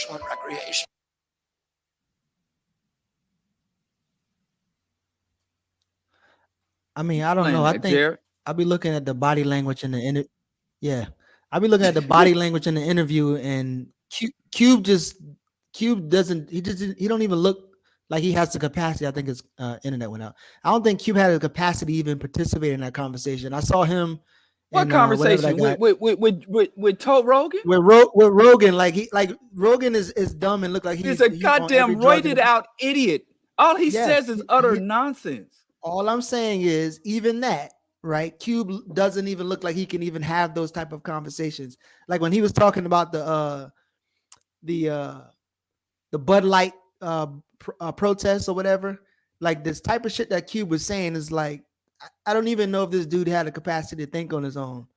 He's talking about what Bud Light was doing. They was trying to destroy their own company so that they can attack the working class. So what the fuck is he talking about? Like, but so Cube, Rogan don't know what he's talking about, but Cube don't know what he's talking about either. It's just kind of like this. This is what that whole revolutionary but gangster shit is. Gangsters, gangs, and gangsterisms have the exact same objectives as capitalists. They have the exact same objectives. They just operate at different levels, but they target the same populations using a lot of overlapping tactics, and they have the same objectives. I don't know how. It was just a brother whom I respect who had just said, what was that thing? Gangster. Oh, he was like, oh, my song. Was that the dude's name? Y'all know my song? I know Boycott My Black Murder. Yeah, I know him You know, personally. and he was like, I know him primarily through his suffering critiques at the hands of Hassan Campbell. I admit that. That's how I know him. But anyway, well, he has this. He came to Baltimore. He has this boycott Black murder, right? And he puts out these narratives about killing your own people isn't gangster. You know, raising your kids is gangster. Taking care of your community is gangster. And I reach out to do, and I'm like, no, killing your own people genuinely, literally is gangster in practice and in ideology. And why are we trying to rebrand gangsterism as opposed to purge gangsterism? You know, that's not our culture. And I hate to say this, but gangsterism is European culture. It's Eurocentric. It's white. That's where it came from. That's where it was incubated. That's where it was nurtured. That's where it was cultivated. That's why a lot of these early gangster rappers were like, we're Haitian Sicilians. Beanie Siegel. They all took on gangster, like old Italian, Irish, Jewish gang members, gangs. That motif, even the drive-bys, the Gatling guns, all that shit. And we just can't let that shit go because some people told us revolutionary, we could be revolutionary, but gangsters. Some of these cult leaders that afflict our community said that gangs and gangbangers are our frontline soldiers. And so all this rhetoric, because there was a lot of times, as far as Black men, a lot of times the only place where it was demonstrated that Black men could exert power, be authorities, be strong, and even engage in justified violence in our own interests was through this gang and street culture. And it's cannibalizing us. And it's infecting the entire of the Pan-African, the African diaspora, and it's even has spread to the African continent. And like Geechee was saying, it's white men behind it all. But how I'm going to jump over the rappers and go to the white men when the community doesn't see past the rappers? Mm-hmm. How you gonna do calculus when you refuse to do basic math? Can we move to Robert Smith, because I think that perfectly explains and exemplifies what you're talking about. But one more point before we go. I think as I see Ice Cube join the anti Bud Light, and he want to join Tommy Loren and Joe Rogan on their homophobic push, I can assure you that if Bud Light was to sponsor the big three, he'll cave in and it's a wrap. He'll jump ship. The minute they put up some money for big three, They the real hoes. They the real ones for sale. Yeah, I didn't see him, you know, and Snoop Dogg got the nerve to say he don't love these hoes, and I've seen him do everything from sell us Martha Stewart kitchenware to sell us to promote Bollywood movies. Who's the real hoe for sale? Yeah, the real hoe for sale is the audience. No, we the consumers. We the Johns. That we are being sold. That's the point. Whenever for advertisement, but it's yeah, we are the prize. But I just I'm gonna start here by saying I told you so. So I just want to get the petty out the way. Last year, December 2022, I did a 2-part thing on Robert Smith and Earn Your Leisure. So I'm gonna start there. And then I want to. JT jacking us, man. I think JT watching us more than he claim. Well, honestly, I don't know. Maybe. But I'm gonna start here. So the lineup for this year's Earn Your Leisure Invest Fest includes, of course, as you see there atop, as Diallo mentioned right here, you got Diddy, Robert F. Smith, Steve Harvey and Jeezy. Jeezy on half Atlanta. Somebody tell Steve them gloves just not gonna take off. Go back to the penguin suits. Them gloves are just not gonna hit. I see what he's doing, but I just don't think it's gonna take off. Don't nobody want no sweaty, musty hands. No, that's part of that fit. That's part of the outfit. But just don't nobody want no sweaty palms while they out here trying to, flex on people. So, but I want to happen. But even as people focus on the gloves that Diallo says are going to fail, Diallo's previous point about we can't even get, because I hear this all the time. Jared, why are you always poking fun at the celebrities? Why are you always you take the low hanging fruit? And I'm saying we can't even get to the tree and the root because of the attention paid by design to folks like this. So we got the Earn Your Leisure. They even put themselves. They don't even have themselves at the top of their own Invest Fest joint. That's how serious. They know what time it is. Get the headliners up there. They're on the headline. You got Steve Stout, Rich LeBron, Paul, 19 LeBron homeboy, and Adele's boyfriend, right? Mm-hmm. So this is another talking black and sleeping white. Well, I guess Jeezy got an Asian wife, so I guess he's international with this shit. Asian. We are the Asiatic black man. Come on.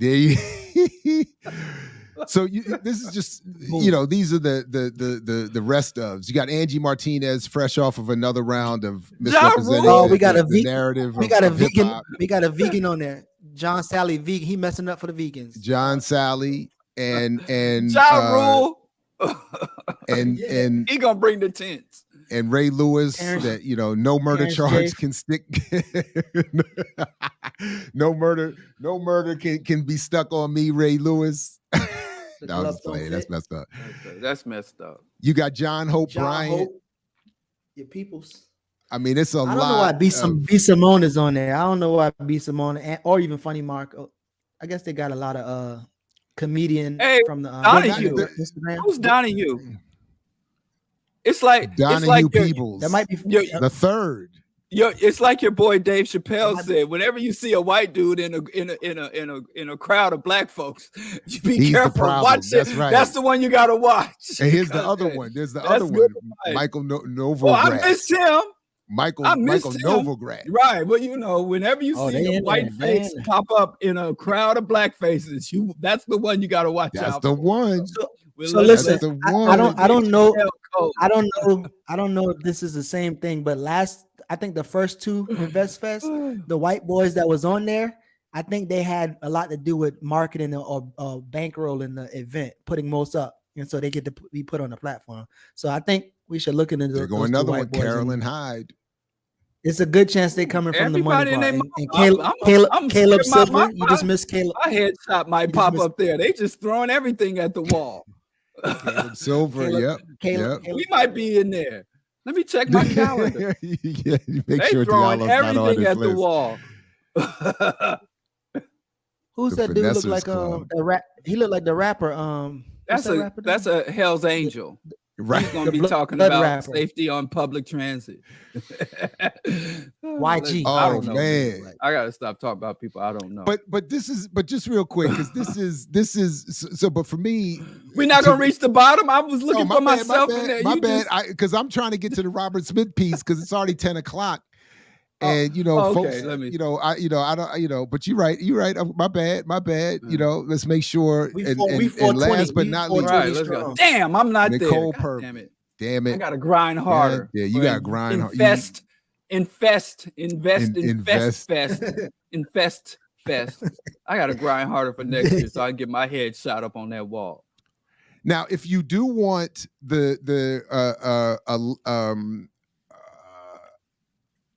a more capitalist-friendly analysis of what I'm going to share, I do encourage people to watch JT's live stream from last night. It was at least the first 30, 40 minutes I watched was entertaining. But Robert Smith here, and again, I'm connecting this specifically. I'm using the segue of Diallo's point. We can't even get to the real problems in many cases because of this layer of Black excellence that we have to fight through. And Robert Smith, folks remember, is a multi-billionaire who hit the news a couple of years ago by saying he was going to pay for everybody's at Morehouse graduating classes, student loans. Did he actually do it though? You'd be surprised. I don't think that's just like all them LLCs. How many, corporate giants? How many? JT claims it was paid with an offshore account. That's what JT claims, but I don't know if it got actually paid. Yeah, I ain't heard no fight. We always hear these big announcements, and then it fades from the consciousness. But in light of what JT was, Pinky did give everybody LLC though. Right, and where are the businesses? Where are the corporations that were born out of those limited liability? Where are the limited liability corporations? You're asking for too much. You're asking for too much. You I'm just saying. You gave LLCs. That's it. There's a lot of announcements, but no evaluations. So I pulled up this story from Bloomberg that came out in 2021 because it reflects at least several of the points that we've been making this morning. And JT was reporting that Robert Smith is actually a government informant, and was kind of reporting it last night as if this was breaking news, but it's really not. What's more breaking news, if anything, is that Robert Smith is still being imposed on Black audiences via EarnYourLeisure and others as this Black success story. But to Diallo's 2 points, really. One, about this Black veneer through which we have to get to get to the real problems. And the other problem being this issue of snitching, that to Diallo's point, let's keep the same energy in terms of both the behavior or, the action or the critique.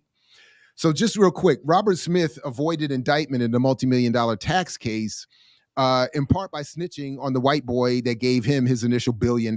So that would be my third point, that for all the discussion of that we get from these Black capitalist myth purveyors that want to suggest that Black people can capital our way out of inequality, they keep leaving out all of these, many important points, including, as is the case here with Robert Smith, that his he was initially set up to earn his money by a bigger white billionaire who has since passed on, and in a timely fashion that helps Robert Smith. So just very quickly, U.S. prosecutors and Internal Revenue Service agents spent 4 hours piercing the veil of secrecy that billionaire money manager Robert F. Smith wove to hide more than $200 million in income.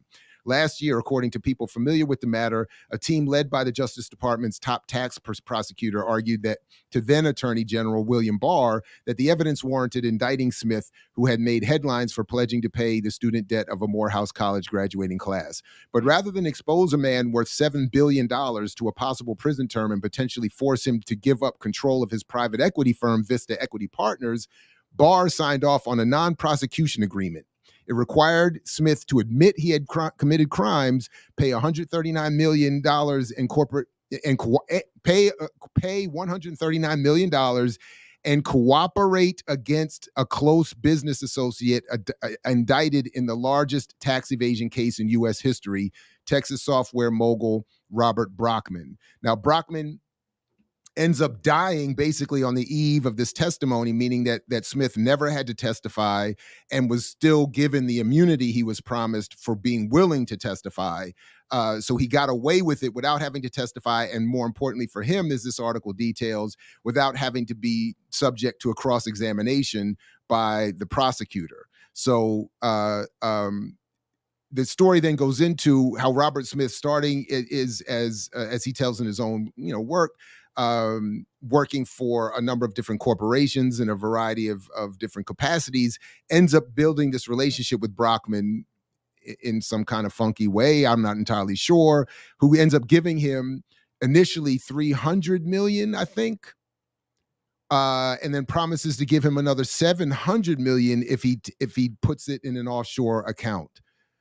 which Smith then did, and that began, I think, became part of the process of hiding all this money from the government in terms of taxes. Yeah. A few years after they met, Brockman offered to put up $300 million to launch Smith into the private equity business. There would be at least $700 million more, but the money came with some take it or leave it conditions. Smith had to locate his first fund in the Cayman Islands, agree to settle any disputes outside U.S. courts, and set aside some of the carried interest he earned from it to protect Brockman against losses, according to the statement of facts Smith signed as part of the settlement. So again, he's willing to snitch, but he's also likes to leave out, as many people do when they tell their stories about Black excellence, that this required some sort of initial white support, white investment. By the way, we could say the same thing when it comes to talking about artists like Snoop, et cetera, and so forth, who are themselves extensions of an initial white investment in their fame, success, etc. And then all of these things get left out when it's imposed back on the rest of us as a need for financial literacy and intelligence and investment in the courses, paid, offered by the Earn Your Leisures and Ian Dunlaps, etc., and so forth.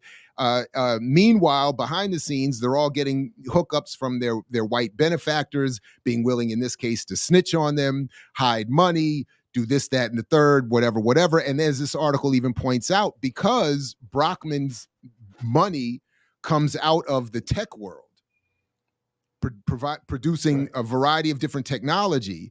The Bloomberg article talks a little bit about having to speculate because they don't have the security clearance to get into it. That part of what the problem that Robert Smith found him in with Brockman was involving national security issues.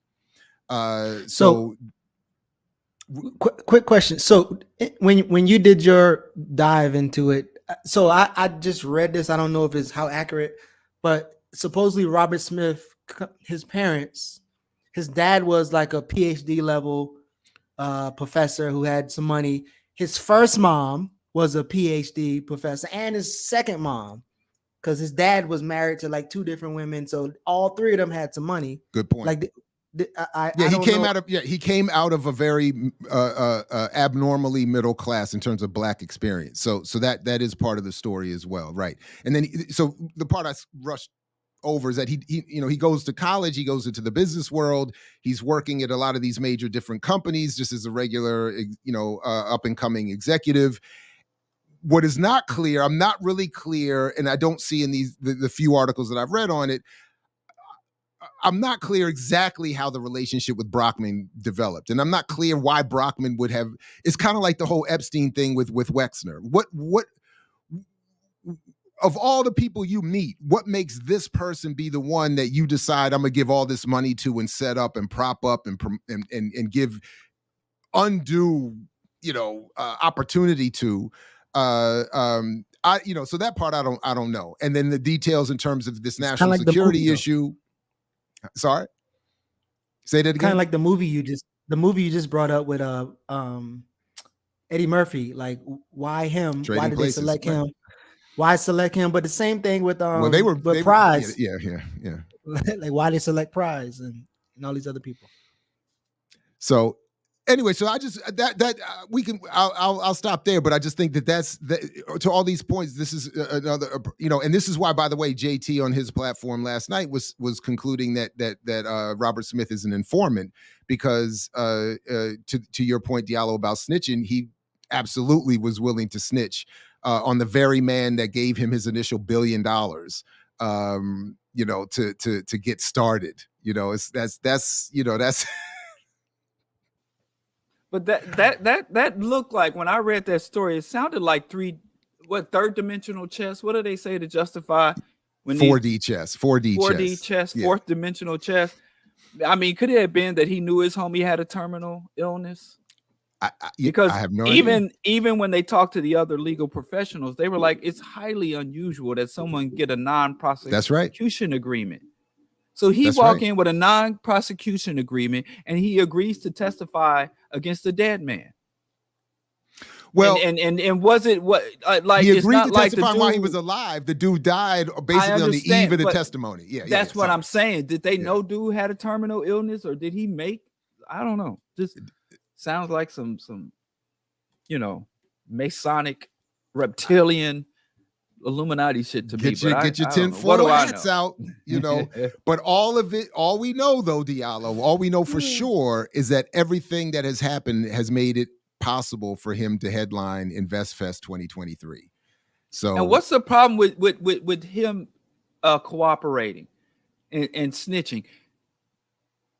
Like, should the streets, you know, as if he gives a fuck what the streets, or he'll ever be in the streets, you know, like what? Well, that's what I'm saying. If the energy is, if I understood you, and we're supposed to keep the same energy, which is supposed to be this not snitching code, then the streets and including all of the InvestFest community should not be praising this man. They should be condemning him because not only did he snitch, and even unlike, to a certain extent, you could say Snoop was complicit in that he theoretically or technically signed a contract that made the exploitation of him and his work legal, and therefore should not have been willing to snitch on his record company since he engaged in it.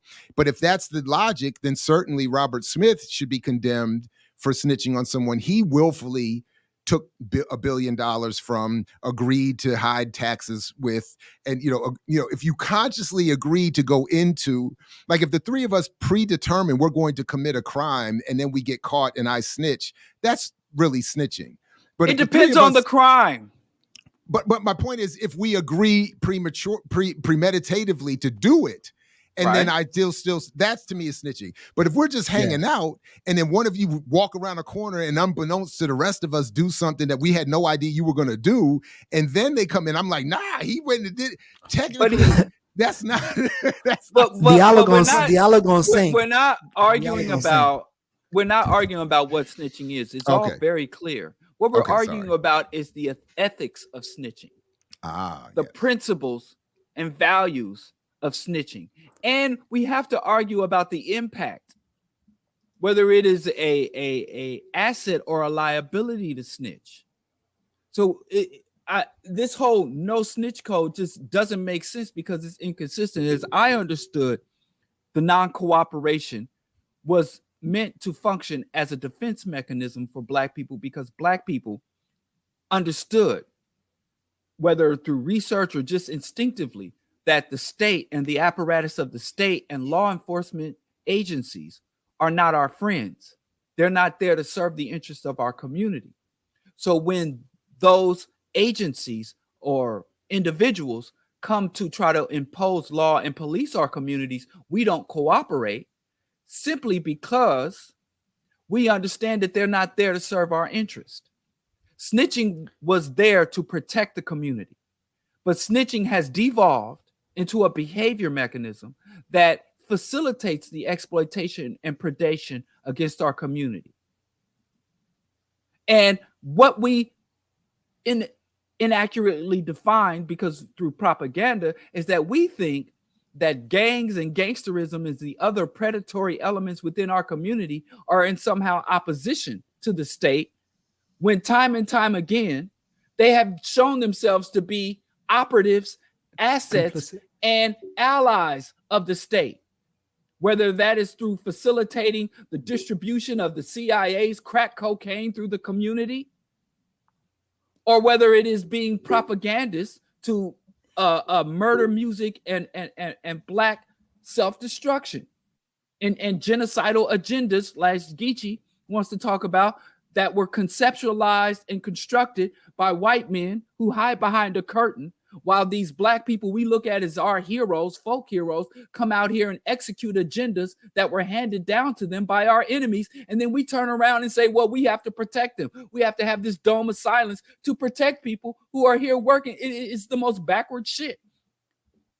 It is the most backward shit to even now that I'm literally calling it out. And instead of saying, oh no, gangster rap has been an asset to the community, has been productive or positive, gangs are an asset, they were just calling me Cosby now. All of a sudden, I'm giving the pound cake speech. That's how warped our values are. You know, that's how warped and maladaptive we've become. What does that say to the audience? So if Jared said the story is old, he broke the story a long time ago.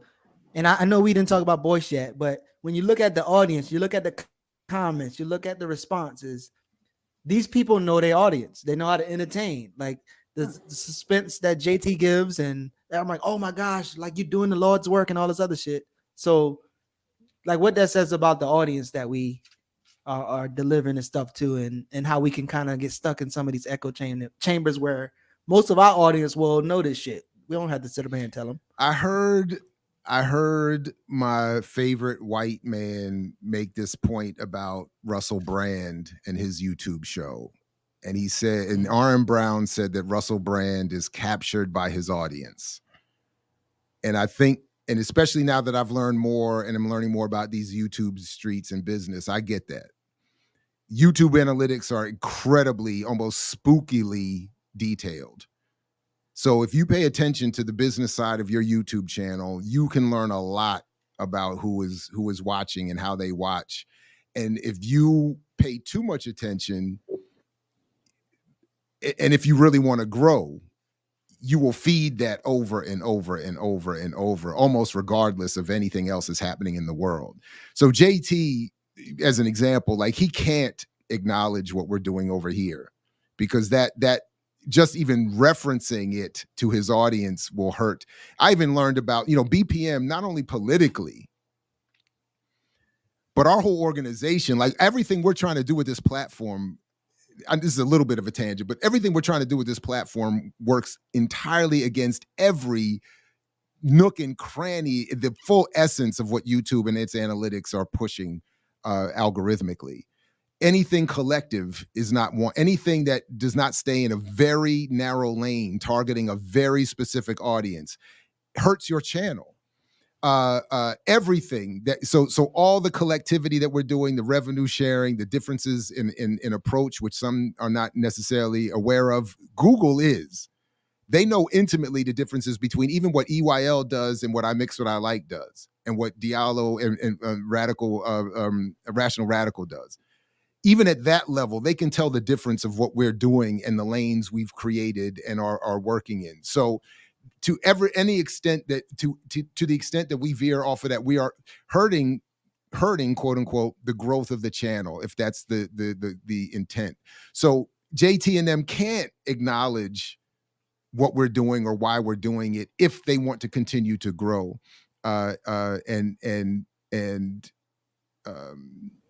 Yeah, so and then there was another point I was going to make and I just lost it. So I'll just stop there. But I know Diallo had a little, when you talked about like not the insignificance of what we're doing, and Diallo had like a different a thought.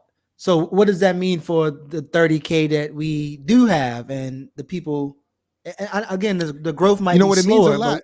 No, but it means so first of all, the 28,000+ subscribers BPM currently has is not fully engaged. If we're honest, was not fully engaged. Like, I don't want to get too, I don't know how much but for instance, and I just had I got put up on some more game about this just the other day from F to Signifier, as a matter of fact, just to give him credit for it.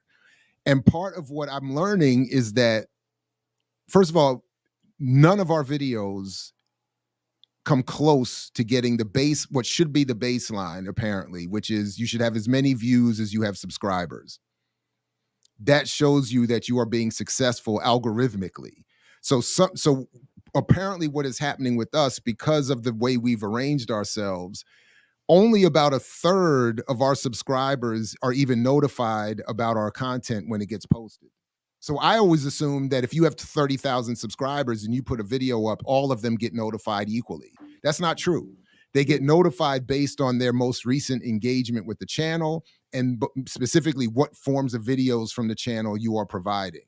So we roughly get about 1/3 of notifications go out, and then less than that actually watch the videos. But I don't think it's merit-based, though.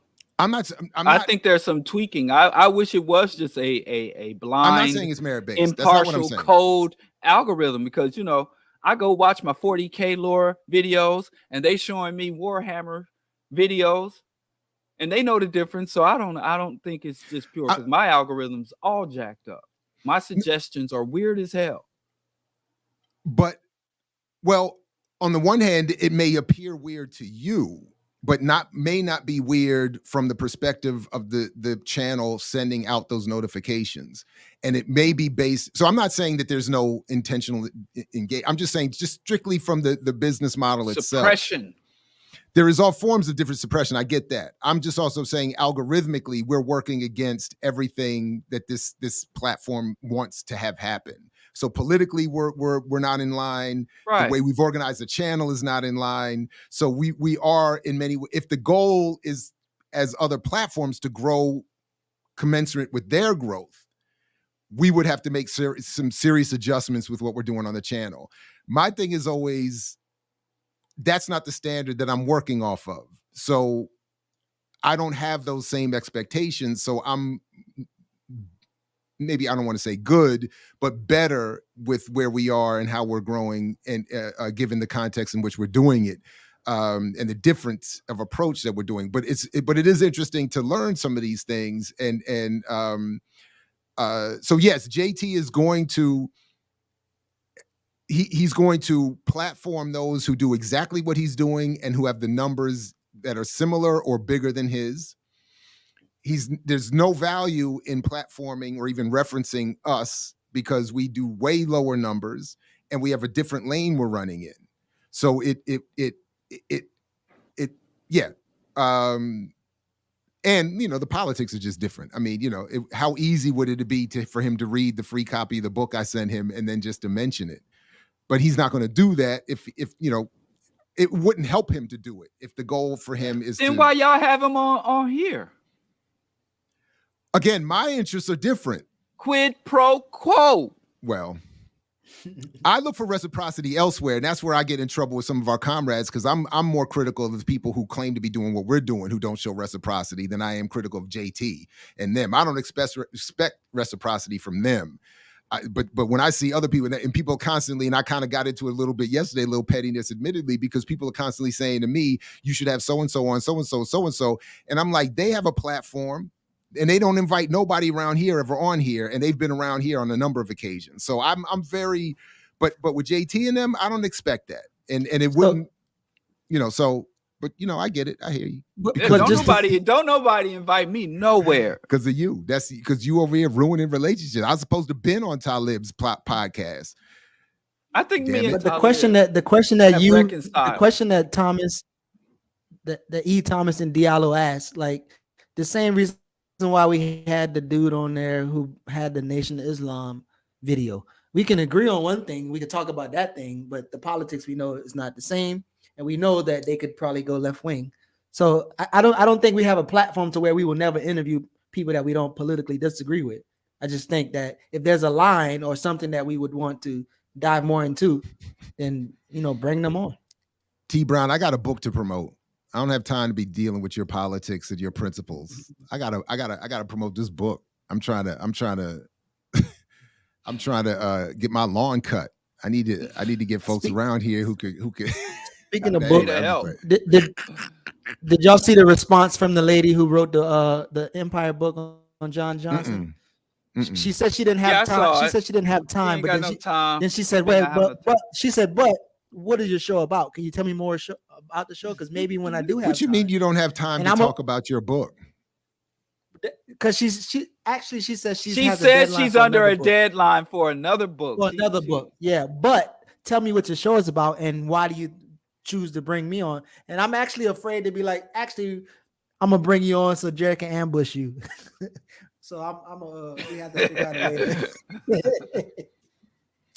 In all honesty, I would want her to know in advance that we have a disagreement and to know exactly what it is and to be prepared for it. And I found, unfortunately, folks are not always, welcoming of that. And I've always thought that's the best way to do it. But people don't. But again, if the goal is to promote and sell, there's no need to get into a debate with people who are not going to help your brand. There's a difference Boyce between Watkins promotion with Corey Holcomb and not coming on here. I only made it 10 minutes on that video, man. I couldn't even take it, man. I was trying to have some fun. I was like, I'm gonna kick back. Like Kalanji says, I'm gonna smoke me a drink and watch this thing. And I was like, I couldn't even make it 10 minutes in. I was like, this is just awful.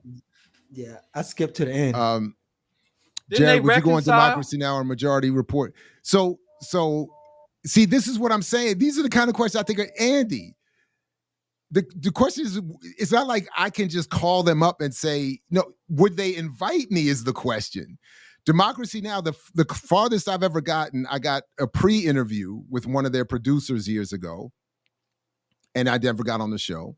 So I can't remember what I said, but it clearly, and then as I've said, I was strawmanned by Amy Goodman in an interview she did with the late Vincent Harding in my absence. So that's as close to Democracy Now! As I've gotten. And I would go on Majority Report. I'd go on there with Sam Cedar and them. I watch every once in a while what they do. I just can't imagine they would ever have me on because, again, politically one thing, but algorithmically it would not help them at all to have me on. Listen. But they don't ask me. And I would, but honestly, right now I would go everywhere because I'm trying to sell this book. Straight up. Remember back in the day in hip hop, there was a divergence between the Versace rappers and the backpack rappers. Yeah. So you're a backpack grimy scholar. You can't get up. Don't even trip off. You're the real. Keep it real. So you can eat off and live off the solace that you keep it real. You keep it a buck. Pure, real hip hop, son. So you're a backpack. Again, what is this? What do people think is my role here at BPM? You think that I have a muzzle on Diallo? I'm being suppressed. I never get to say what I really want to say. Let me ask you. So without getting into too much of the background of how things work around here, which is not, I think, as many people assume. Diallo, would you want when Wes comes back on the 27th? Thursday, the 27th at 2 p.m. Eastern, that Imperial Eurocentric Eastern time. Would you want to be involved? Because I don't know how people feel about the West interview yesterday. I love seeing him interact with Daruba, but personally, I'm okay to take a break. I don't mind stepping back and being swapped out.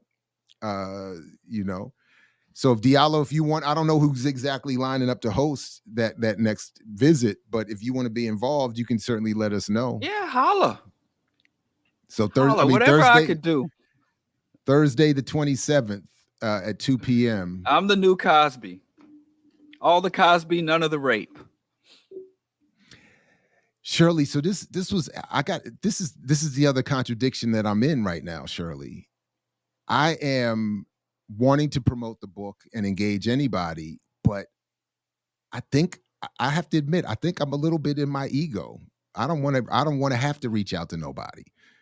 And the reality is, you got to be shameless when I know. I get Who's it. Your it's manager? A contradiction. I don't. Who's I your need manager? One. I don't have one. I have a general boss and leader. Man, look, you come into my stable, man. I have you. Brother, let me tell you. Jared, you come into my stable of scholars, brother. I will have you on Meet the Press, and I have you on public. I have you out there, man. I have you out there on the set. Diallo sound like Suge Knight right now. I disagree, Yipper. I feel like I am overwhelmingly, almost to a fault, humble. But in this case, I am very much like the other part of it is. With some of these folks, like especially with Democracy Now!, like I know you know who I am, you know my work. So here's a perfect example. My wife and I go to Busboys and Poets that they opened up out here in Columbia the other day. All right. Mm-hmm. No, so for those who know in the area know that Busboys and Poets was put together by Andy Shalal first in DC, expanded all throughout DC, spreading through Virginia, Maryland now, and has even got one out here. So we go there the other day, and lo and behold, Andy's in there. And to his credit, because I am absolutely flawed and petty and trifling. To his credit, I was gonna just because we don't have a problem that I'm aware of, but we just have this history of no direct interaction, and I've and I've always felt like a willful omission. So we go in. I was just like, I saw him in there. I didn't know if he saw me. I was just like, I'm not, there's no need for me to go over there, But he does see me. And to his credit, does exactly what a good restaurateur and, person does. He brought us our water, greeted me and my wife, invited us to have a very nice time, blah, blah, blah, and then went about his business. Now, my wife says to me, see, you should be more, sociable and less trifling and petty. And I said, no, see, this is proof that the omission and the marginalization is conscious and on purpose. So that's the point I'm getting at. You know who I am. You know me and my work. You just don't want it around that much. So that's the part that I'm in here with that. Like with I don't know about Sam Cedar and them, although I've been, anyway. But I'm like, if you know the work and you know that I've produced something that is of value or can provide a valuable conversation, whatever you think of me personally should not be at play here. I haven't caused anybody enough of a problem where I'm enough of a problem that the conversation shouldn't happen because of what So people are making an unprincipled, conscious decision to say, I don't like him. He said this. So to that extent, I'm not even going to engage his work. That's the point I'm getting. And that's so that's when I say I'm in my ego, I'm like, come on now. I shouldn't have to chase after you. Enoch Pratt is a decent space to have a busboys opposed on him. Hopkins. Is that true? I didn't know about the Enoch is what true? Is the busboys and poets on Hopkins I didn't know campus? that. I've never seen it. I didn't know that. Yeah. Interesting. None of that so shit. that's so somebody sent me an email the other day and said, why don't you have a book launch thing at Red Emma's in Baltimore?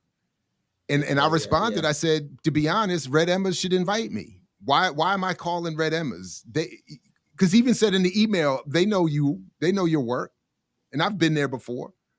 So it's like, well, if you know my work and I have this book out and you think it's of value or that I can add to some conversation, why aren't you inviting me? Why do I have to call somebody?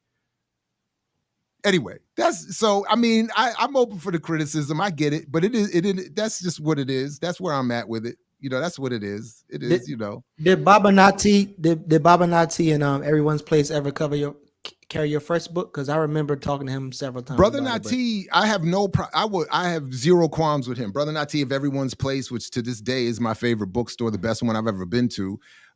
He welcomed me on his show on EAA at the time. I don't know if he still does one there. And he had me hosted me at Everyone's Place right there in the basement in a nice little spot, small, intimate, nice little spot. Absolutely. Now the flip side again, and I just looked at the roster of Sankofa in DC of their upcoming events. And I'm like, for real? Word, that's your roster? And damn well you know who I am and can't have me through there because of some other stuff that you don't like about me. You don't like, whatever. That's unprincipled as far as I'm concerned. So no, I'm not chasing after nobody. Like, and I get it. It's a contradiction because I want to go everywhere and discuss the work. But I don't know. It's like there's a number of platforms that are out here. I see it. They know me. Like, why are you not? What is the issue? Mm-hmm. Or don't invite me and just talk about the book. You just need a viral moment, man. You don't play the game how it's be played, man. You put on a Speedo and go be serenaded by Usher and then have your wife tweet about it. Like, ooh, Jared, you're a father. You'll be everywhere. You're stupid. You're stupid.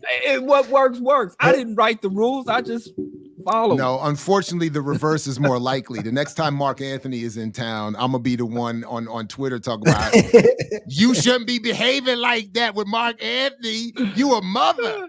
No, you got to be on the other side of that. If you see that dude had to delete. I know all he his got account. the reverse viral moment. Right, Yeah, I so know. you the one that gotta when Jill Scott come to town, put on a Speedo and jump on the stage, and dive on stage. Have your wife tweet, Jared, you are a father. There go. Hakeem can get you in some spaces, Jared. Your book would go platinum. Hakeem from Baltimore. What's up, Hakeem? Is your book in stores? Let them be. I don't know if Hakeem it's be in your the stores. manager. It's available. I don't know if what stores it's in or not in. The book is available though. So it's and I mix what I like.org. You can all the links are right there to get the book, the e version or whatever. What's up, Haki? I appreciate you. And Haki has hosted me. So this is what I'm saying. Like that, like you know, that's all I mean. And I get it. So anybody who sees this and is like, Jared is a mess, I accept that.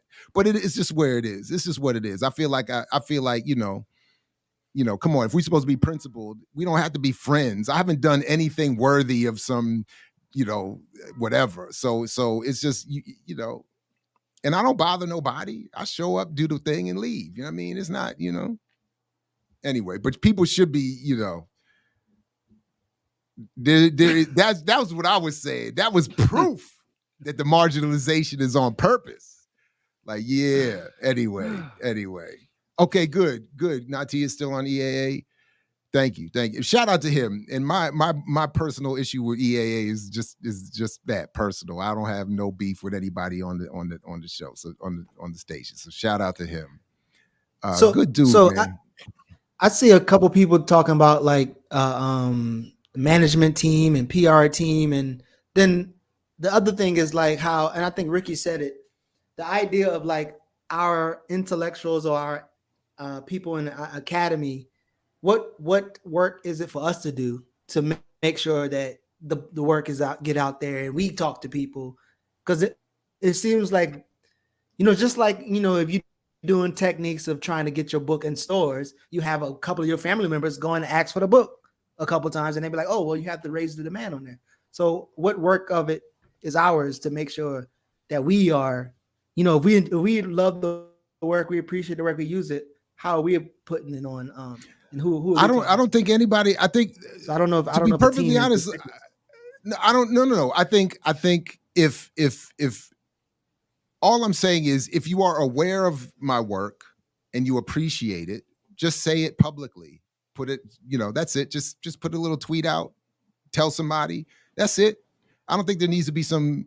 And my only point in terms of the principle is that if you are a host of a platform, like so, even to Ricky's point, I need to shop my work. I get that, and I am willing to do that. What I'm saying is there are people who are already aware of the work who are consciously just choosing to ignore it, and that's them. I'm not looking to chase after and pester.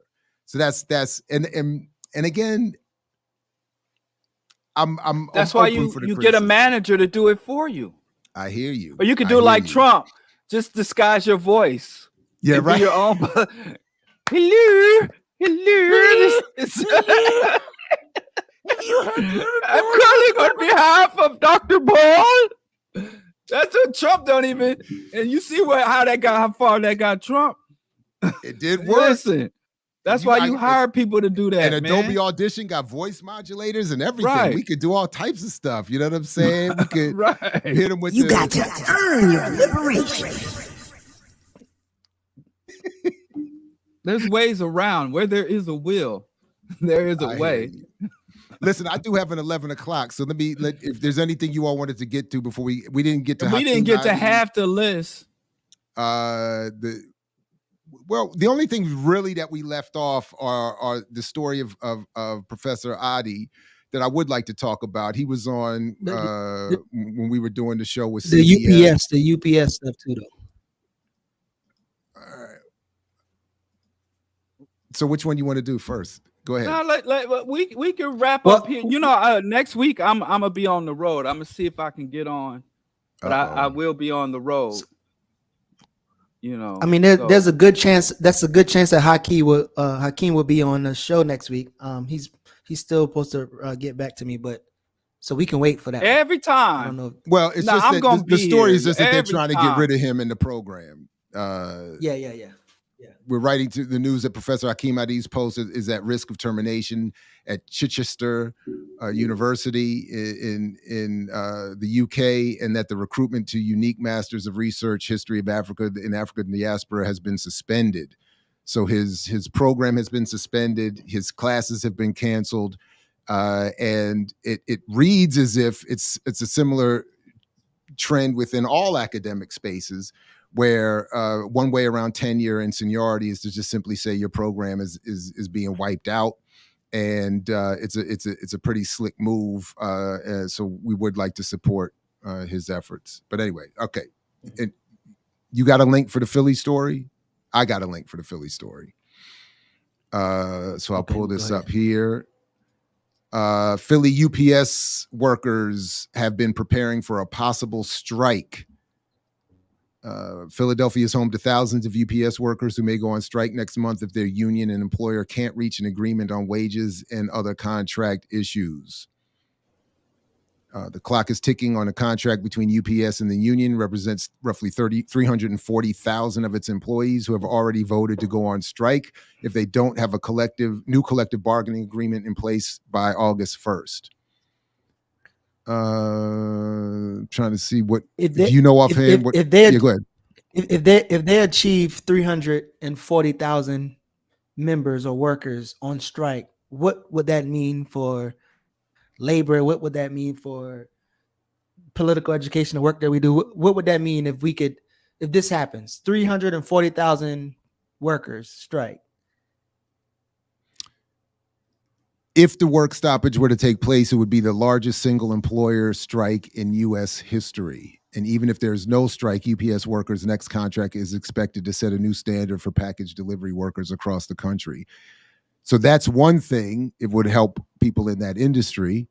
And I think it would be an important positive propaganda tool in promoting what is really the working community's only and strongest weapon, the power of the strike and withholding labor. So I'm down with it, all for it, and would love to see, honestly, I'd love to see it happen. I was just learning more about the strikes that have been taking place around the country that I haven't even paid enough attention to within my own academic universe. And think that more of it needs to happen. And I'm, of course, in favor of a general strike across the board, and would be down to support that at any point. So I would unite with a general strike. And SAG, then walk out with the writers. That's right. That's right. So, and that's right. That's a good point. That's right. It's a good thing I only watch old TV shows. But should there be a viewer strike as well? Should we all tune out? That's a good question. I think it would have to be more than tuning out. I think it'd have to be like a mass subscriber exodus. Because wouldn't I don't know if not streaming enough would hurt them enough. But no, I think that's you know what, I hadn't even thought about that. That's a good question. Maybe we should all go find our Sanford and Son reruns and call it a day. So I think it's also ironic for the UPS. One of the things that they're asking for is the MLK Day to be a paid holiday, and so I think that's pretty sufficient or interesting.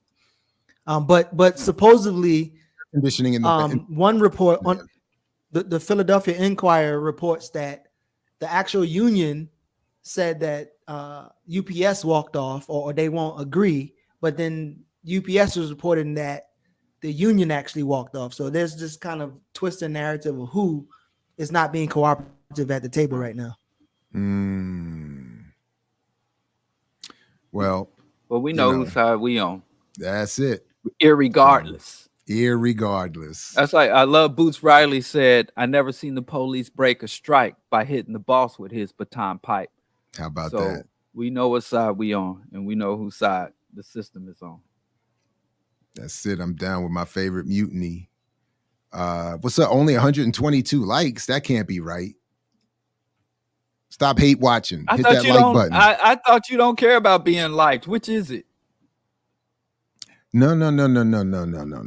No, that's not what I said. What I said was that I have a different expectation and standard for growth and audience. But if we have 400 people here, I would expect there to be 400 likes.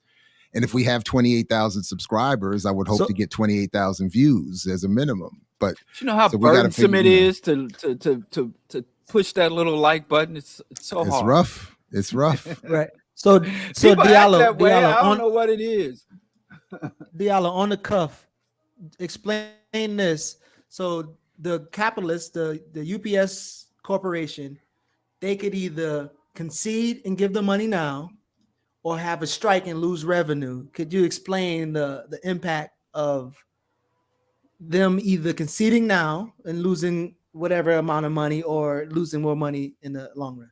But yeah, that I think they make that calculation. But I think we as working people who actually use money to live and use money to survive and have the potential of not having or having insufficient money, that's much different than the super rich, the people who own the means of production, the board.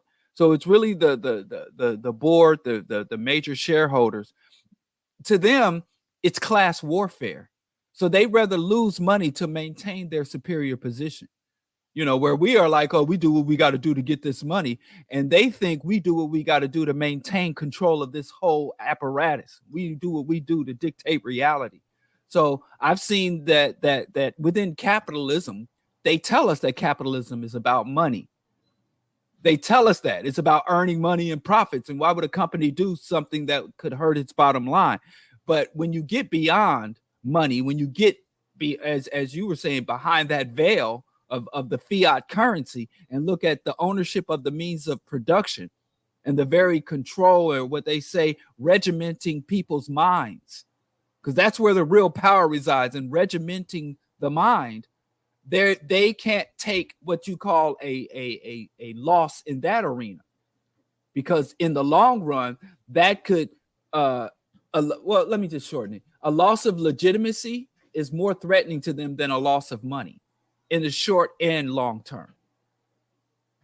So for the workers to feel power, you got to make the workers, and even if you intend to give concessions to the workers down the line, just making them struggle for it and making this minor concession seem like a win, because the purpose of a union was not to negotiate for better wages and better terms. The purpose of the union was for the workers to eventually take over and own the very industries that are sustained by their labors. They warped that shit. I don't know about that. And there's a dispute about you that. Go back to the Wobblies. You go back to the unions. Labor unions was a compromise. The original goal was saying, if you work the land, but the that's land what I'm should saying. belong to you. But that's my point. But that line right there, that unions were the compromise. That was my point. Unions that were was the my compromise. point. They weren't right. Unions weren't the vehicle. That's all I'm saying. That's the right. original, the reason we got unions, 8-hour work days and minimum wages, was to prevent the workers from realizing that, hey, why the fuck am I driving this Amazon truck? Jeff Bezos does not manufacture the goods. Jeff Bezos does not drive the trucks. Jeff Bezos does not get chased by a dog. Jeff Bezos ain't. Why does he get the lion's share of all of the collective labor of Amazon workers? What makes him worthy of the collective labor?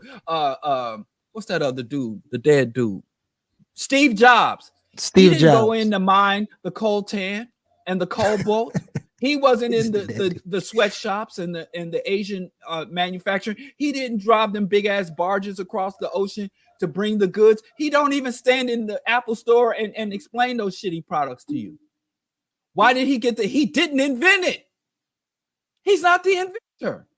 Why did he get the lion's share? So Jared, what about giving? But the whole point of this, a lot of times you see these multinational corporations or the agencies or the government agencies that serve to maintain them, you see them doing things that to us seem irrational. Like, you're going to have to pay these people. You ended up paying them anyway. Why did they go through all this? Why did they make the people walk the picket line? A lot of times it's to maintain their own legitimacy, because they shouldn't exist. Billionaires shouldn't exist. CEOs are the most. That's why Elon Musk can be CEO of a dozen different corporations. He can have, I got the Boring Company, I got Tesla. You can be this because CEOs don't do shit.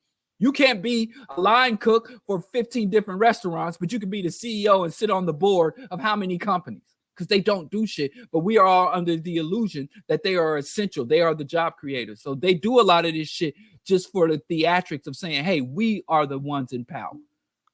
So Jared, thinking about the industry and the propaganda that's happening now. So FedEx is saying that, yo, we got y'all.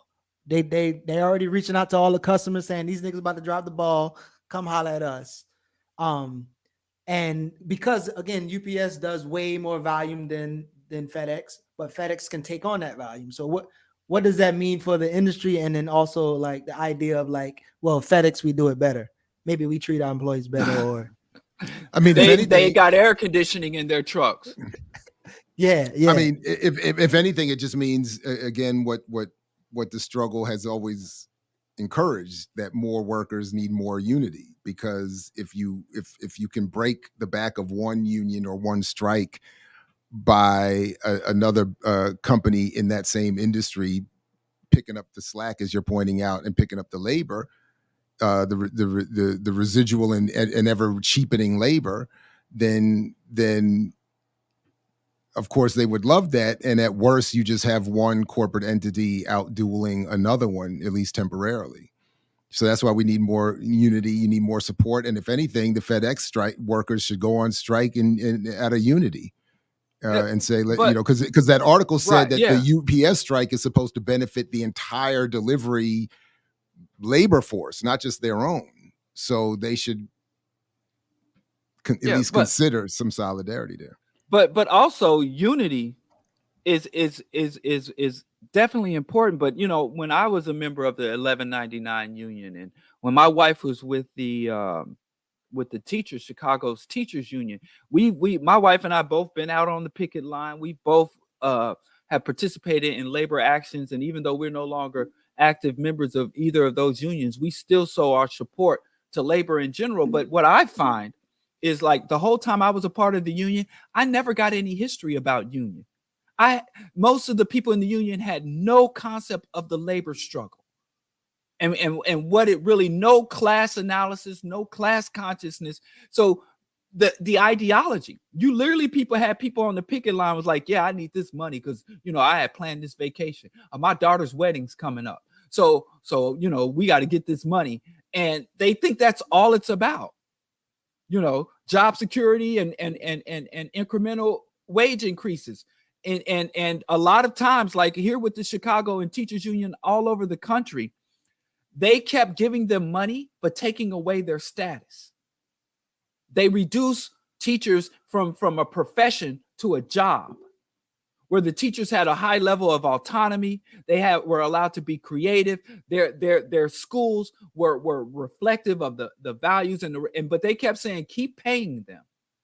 But we're going to take away their power, their rights, their autonomy, their maneuverability. We're going to come with this top-down rigid structure. We're going to impose high-stakes testing. We're going to bring in these private contractors, whittling away. Yeah, the teachers can be unionized, but we're going to get rid of the unionized workers in the cafeteria and bring in these contractor food and this deep toxic food. We're going to get rid of the janitors. We're going to take out the union. And everybody was thinking, well, they're giving our incremental wage increases. And by the time they decided, okay, now we're about to hollow out the power and the status of the union, there were no other unionized workers. I remember when the janitors, the cafeteria workers, the people everything was unionized. So you also need more than just unity. Say, hey, we all walk off at the same time and we all agree to this list of focused demands. You need radical labor consciousness. You need radical class consciousness. And I don't understand. Well, I do understand. But unions should be responsible for not just organizing their members, unifying their members, and securing pay for their members, but for radicalizing their members. Or are we gonna keep playing this tired ass game? No, just real quick, because I actually have to go. Hold on, real quick. I just real quick. I gotta go. So let me say peace to you fellas. I got a what a hard deadline here. But and thanks to the remixers and everybody in the chat and all of that, and support, like, share, subscribe. I will see you all soon, fellas. I'll let you close it out. Thank you very much once again for another show worthy of everyone's like. All right, peace, fellas. Thanks again. I'll catch you later. Peace. Thanks. All right, bro. So, all right, peace. So before you end out, tell me what you think about the Karika sister. I think she was in Georgia, who stole all the money from Amazon, and yeah, that 9 they was million. doing it for almost 10 years. I think, yeah, almost 10 million. Like, was that you know, I don't know. That's self-reparations. Listen, I follow. Somebody said I'm like Neely Fuller. I don't know if that was a compliment or an insult. But Neely Fuller said, as an oppressed people, victims of white supremacy, I don't say white supremacy, I say white domination, white hegemony. But victims of white supremacy, to quote Neely Fuller, don't owe this system any obligation. And because that the oppression and injustices that it imposes on us. So you as a Black person can do anything you want, up to and including maximum emergency compensatory justice, if you know what that is. The only rule any Black individual has to follow as a victim of white supremacy, he said, is you can't harm other victims of white supremacy. That's the only way. He said, if you doing anything, whether you live a lawful life and you float under the radar and hope the system never targets you directly, or you rebel against the system, or you even integrate into the system and see what wealth and privileges and luxuries you can extract from the system.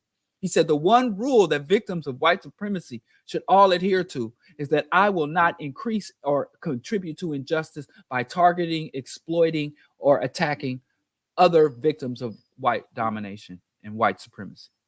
So if she's stealing from Amazon, I love, I keep quoting Boots Riley. Go look up that song. I love boosters. You should love them too. So if she was robbing Amazon, more power to you, sister. I hope she squirreled some of that away. I don't know. They said she was blowing it on some houses, $1 million houses, cars, Lamborghinis and shit like that. So yeah, okay. But again, I think she could have gave it to some other people. But I think there's people who get legit money that don't do that. True. So why do you want somebody getting? I'm talking about other workers. I'm talking about other workers. Like the other Black workers. I'm sure did they help her steal it? I think she got some. Let me tell you, when I was in high school, and I was working the grill at Wendy's, man, I was a hamburger hustler. You know, the hamburglar. I'm the real hamburglar. I should sue McDonald's because I was robbing Wendy's blind. And I would go to the other teenagers working Wendy's and say, hey, let's get these chocolate chip cookies, let's get these buns and these patties on flick. And nobody wanted to help me. Nobody wanted to help me. So listen, if they weren't helping her, if they ain't taking the risk, and I had homeboys that took it to the streets. I ain't gonna say specifically, but I had homeboys who took it to the streets. I'm like, I ain't willing to risk my life for no goddamn Jordans and some tacky ass swap me go. But they didn't have no obligation to share their nickel and dime penny hustles money with me if I wasn't contributing, if I wasn't partaking. Well, before you want her to Rick be Ross, a criminal and a philanthropist. I'm just saying, before Rick Ross was his Wingstop, slinger, I had a cousin who worked at I think it was Pizza Hut. And every like clockwork, I would drive up to Pizza Hut, back in next to the dumpster, and he would bring me a couple boxes of wings. That's how you do it. I would go ahead and sell my wings in the hood. There you go. Always had wings on deck. Yeah. See, that's some Robin Hood. That's some retake shit. Like, all crimes ain't committed equal. All crimes ain't committed equal. You gonna go rob a bank, more power to you. But don't snatch my sister's purse when she's trying to come home from work. Right. Don't do descending crimes. Don't do lateral crimes. If you do ascending crimes, I'm all for you. Get away. Rob the bucker, not your brother. Exactly. So what do you think about this boy shit? Like I don't know if you watch it, but I watched a little bit, and Willie D, your homeboy, brought him on, and they all talking about Willie D is not a bigot, and I won't be. So they talk about de-escalation of beef, right? Even though brothers it's fake coming beef. together. but what they did is they proposition of like, this is how brothers supposed to do. Everybody in the comments is celebrating it, and they didn't have any real beefs. But what it looks like, it discouraged people like us who might even have a critique, or anybody who would critique some of their work, to be dismissed as haters. But here's the thing about that, though, brothers coming together. He disrespected the shit out of dude's fiance, didn't he? Yeah, but they said he took it. Did he apologize to her? He said it was just comedy. He knew it was comedy and fun. It was, it was joking. And then what? And then there's no beef at all. I'm confused. Was it beef that they resolved or not? That's what was I'm trying to say. Was it all fun and games or not? But again, they admitted that it wasn't nothing serious. But everybody in the comments, things, the way man, I guess the way Willie D take it is he didn't have to say the way Willie. I understand that, but the way Willie D organized that thing, everybody thought that this is how brothers come together and squash differences, beefs, and they actually even encouraged Willie D to break his little whatever with Scarface. So Willie D is a weirdo. Again, I mean, he might be, but he also got his little clout in the community, and now he's put himself as a truth maker. And a beef. What's that other thing you mentioned when him and Scarface was? I agree with him on Scarface. Scarface had no business going anywhere to perform Mind Playing Tricks on Me without the remaining Ghetto Boys, without Willie D. And when he was alive, which I agreed with that, him calling him out on that. And I thought that Scarface really was, and Scarface, all them cats is weirdos, man. Willie D literally has the theme for his podcast is no more talk. It's no more talk. Look at like, how do you have a talk show where the tagline is no more talk? If I ever get invited on the Willie D podcast, I'm gonna just sit there. Like, I ain't here to talk. It's weird. I ain't doing no talking. That whole brothers work things out. If the beef was fake, what's the point of working it out? If the beef was real and the disrespect he leveled against that dude's woman, it's corny as hell for the dude to sit there and you disrespect my wife and disrespect our union or whatever you call it. You can't just apologize to me. But don't you have a problem with them kind of throwing this idea of negative versus positive talk? Like, for instance, they will equate what the comedian did as negative talk. And because they rehash whatever, that means when real critiques come and real level critiques come, they would only cash that up to, that's just negative talk.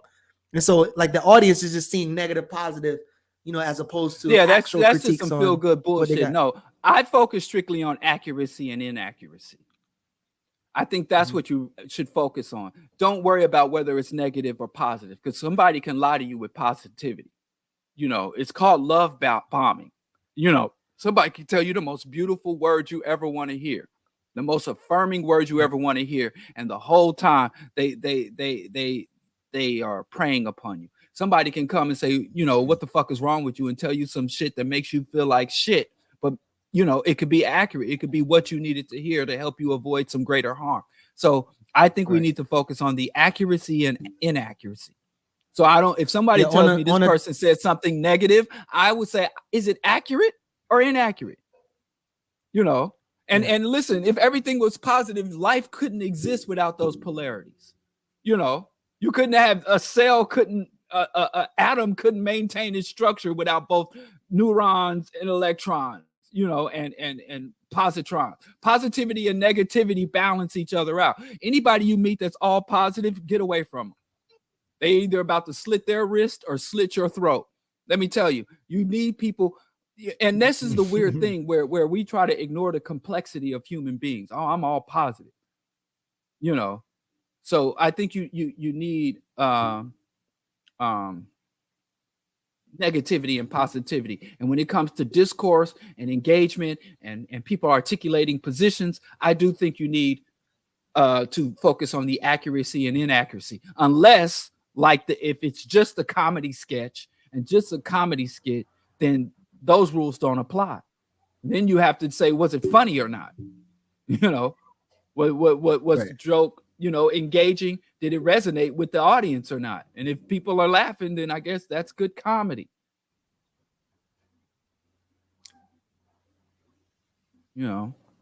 But I'm telling you, I know you're a single dude, but don't let nobody get out there and talk about your woman like that. And then you talk about you, my brother, at the same time. If you're not a good brother to the sisters, then you can't be a good brother to the brothers either. But I mean, I think that was Boyce Watkins' original line. Like whenever he said that his baby mama, he wished it was her who died instead of DC Young Fly. That's why Boyce Boyce was protecting the black women as he said, and that's why he even did But it in the first place. But it was a joke. Did the joke land? Did it resonate? Well, I mean, Corey Holcomb, he really lays on that joke. So he even said every through the whole conversation, he kept talking about his baby mama, how he really hate her. He really hate her. He said, "I'm laughing, but I'm really serious." So I can't even tell if it's a joke or it's serious, but that's kind of how it went.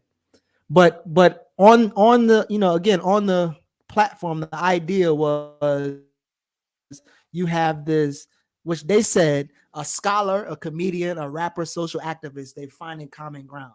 So again, you have almost 400,000 people, at least views, at least, who believe that that's what's happening. You have a scholar, Boyce Watkins, a comedian, Corey Holcomb, and then I guess a rapper / activist. And well, listen, I don't think comedians should be allowed to say whatever they want to say. When I say, does the joke resonate? If a comedian gets up, you know, if a white comedian comes out in blackface and people are like, I condemn you, you can't say it's just jokes. But so when I say, does it resonate? If the people are like, hey, I'm not with that. I'm not trying to fuck with a dude that would impregnate a woman and know they have a child together and they're having public interactions together. You know, I don't want no parts of that. And then wish death on her. Be like, right. So, you know, if that resonates with you and you think that shit is funny, then it's comedy for you. There's a lot of comedy shit I don't find funny. A lot of, you know, I call it minstrel show. It's a lot of coonery, buffoonery, buck dance, handkerchief head, Negro shit that I don't resonate with. So I'm not saying I'm not with that. Oh, it's just jokes. So when I'm very much support that if somebody says something that is so out of line and so out of pocket that either you as an individual or you can rally around a community of people who have the same and be like, we're not going to your shows. We don't want to see you representing anything you're pushing. We don't get with. So, but it doesn't have to, I'm not arguing about the accuracy or inaccuracy of a joke. There's a different yardstick to measure or value comedy versus whether it's negative or positive information. But as far as these three individuals coming together, that is just a spectacle. Because Willie D is a right-wing reactionary. When you listen to his analysis, he talks a lot of rhetoric. What's up, is fam? this something that dealing with the real is really trying to, like, he's just trying to say that's equivalent? Is he's really because society evolves, comedy evolves. But they're saying they're equating you with saying whatever you want to say. I say whatever I want to say. I'm for comedians saying whatever they want to say, and I'm for their audience responding. I don't think that there will be no consequences to what I'm saying. I face direct and indirect consequences for my position, and I'm willing to do that. You know, and my stances, I articulate them. I support free speech. I don't support consequence speech. There are people who listen to me and my very public stances and embrace and support me. I have a whole community around me based on the things I say, but I also have detractors. So I've faced positive and negative consequences based on what I say. But my main goal is the accuracy of what I say. I'm not out here to manipulate people, i.e. say things to make people look more attractive to the greatest number of people. But I'm also not here to repulse or offend people. But I don't even try to orient myself around how people take it. I focus on the accuracy of what I say. And when people say, well, you disrespectful to Islam and religion, you disrespectful, I only respond to when people say, hey, what you said was inaccurate. It was unclear. Like that guy, like somebody said that gangs are a symptom. You know, I take issue with that. But that's the type of thing where they say, well, Diallo's a new Bill Cosby. If that's the conclusion you reach based on what I said, that's your own lack of or poor analytical skills. But if someone comes and say, well, gangs are a symptom, now that's something we can penetrate and explore. So comedians can say whatever they want to say, and their audience and the public can react however we want to react. They act like this isn't a two-way street. They believe comedians can say whatever we want to say, and we are obligated to accept it.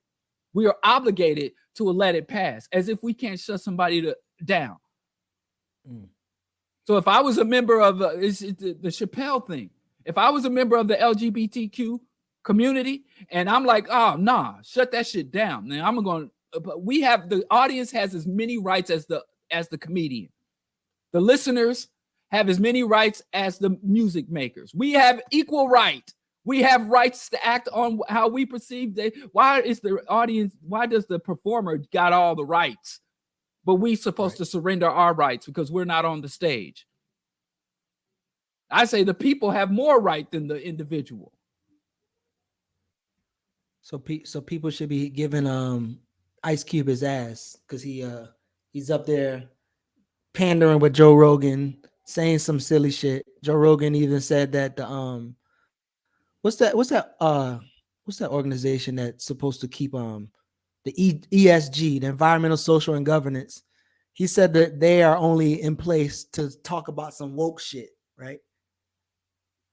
And so he's pretty much, by him saying that and Ice Cube not saying anything, ironically, his contract for Black America, Ice Cube deserved just as much as energy. Let me tell you, Ice Cube has made a career of appealing to the white masses. Ice Cube doesn't perform for us. You know, back when they said the gangster rap, when NWA used to say, they were like, your lyrics are so violent, your lyrics disrespect women, your lyrics, and they said, we just talking about what we live in, we just letting people know how we live. Even when I was a kid, that didn't make sense to me. Like, who are you telling how we're living?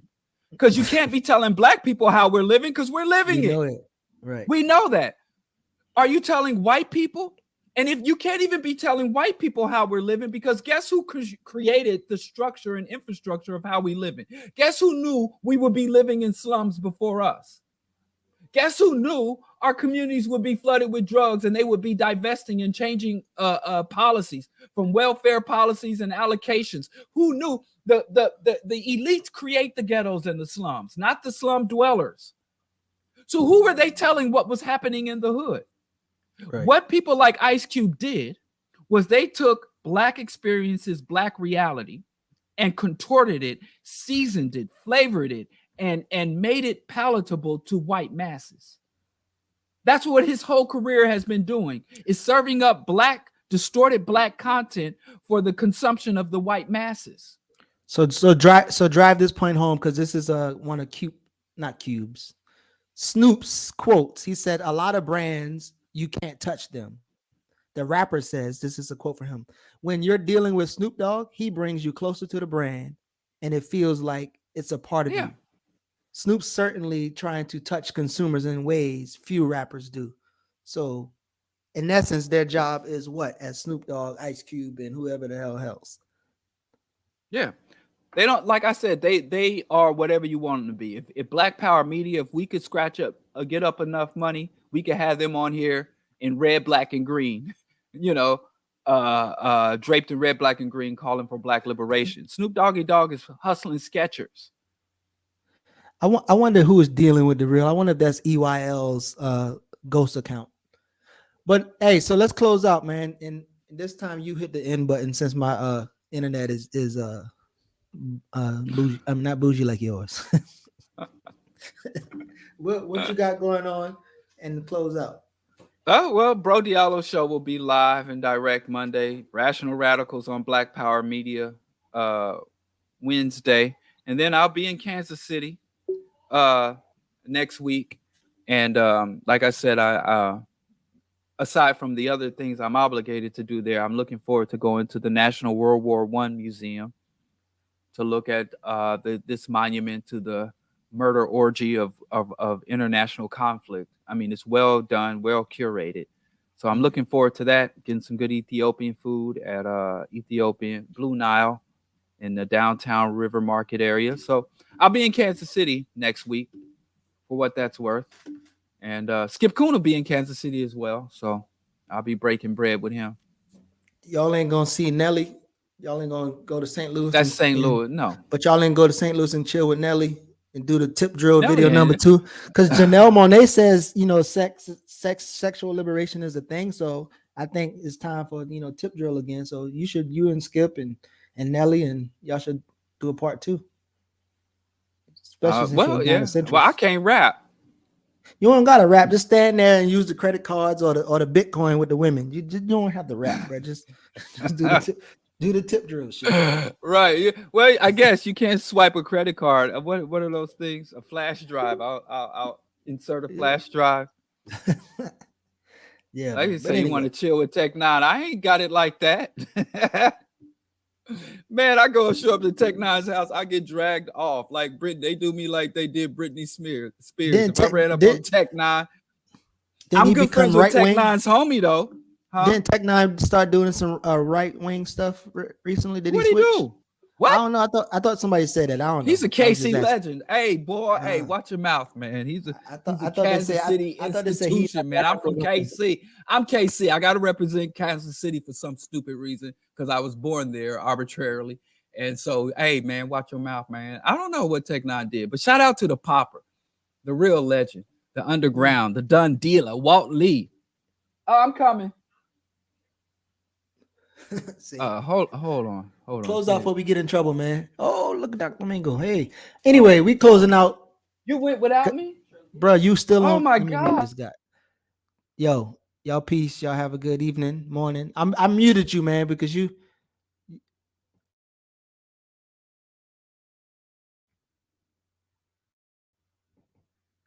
She's supposed to wait on me. I muted you, man. Anyway, say peace to the people in the live, man. What? But wait, you apologize about Tech. Let's brothers come together. You said Tech Nine did some right wing stuff. No, I said I heard, and I was asking you because that's what I thought you was a fan of him. So you ain't confirmed, but I don't know. Listen, I thought he switched up because somebody said a lot of rappers are switching up. The Tech Nine is for mass consumption. Tech Nine is for mass consumption. Real Kansas City dudes who you rock with, Rich the Factor. And the done dealer. Don't know none of these guys. So exactly because you ain't Kansas City hip hop, real Kansas City hip hop. Go look it up. I'm KC.com. What y'all got some barbecue bars and shit out there? I don't eat that, but yeah, I've been surrounded by barbecue and ribs and watching my uncles go get them big hunks of dead animal flesh. Uncle cooking up brisket. Listen, people don't ask me nothing about that. Shame on Kansas City for killing and eating all them dead animals. All right, I open. Oh, okay, huh? No, okay. Everybody, what you got going on? Man, all we doing is studying. I got actually a small group doing some inventing reality. Michael Parenti, and actually, we have me and Ricky Ryan co-writing a piece about ignorance is bliss. I text you and see if any of y'all know the origins of it. It came from a old ass poem that we used that quote out of context. So that piece is coming out pretty soon. Oh yeah, I saw that. I'm gonna keep using it out of context. I know you will. As will everybody. But hopefully the piece makes us go back to some real shit. But ignorance is bliss. Agree to disagree. All them shit. We also, as far as digging stuff up, you go check out what my talk on Armageddon. On economic Armageddon. Because Armageddon is actually a good thing. I found out to my own surprise.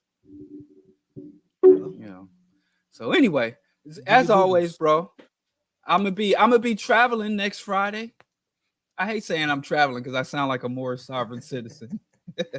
I will be traveling next Friday. So, but I'm a definitely tune in. Until then, bro. Next week. I don't know where the outro shit. You got to do that shit, man. Just hit the end, but man, see. What about the music and all? I was trying to give you an opportunity, get your production skills up, but apparently you don't know what you're doing. Where you do it? So where? It's just in the back, man. The loops, you do that? like there. You got a loop like this. You got to earn your liberation. There it is. Where'd you find that?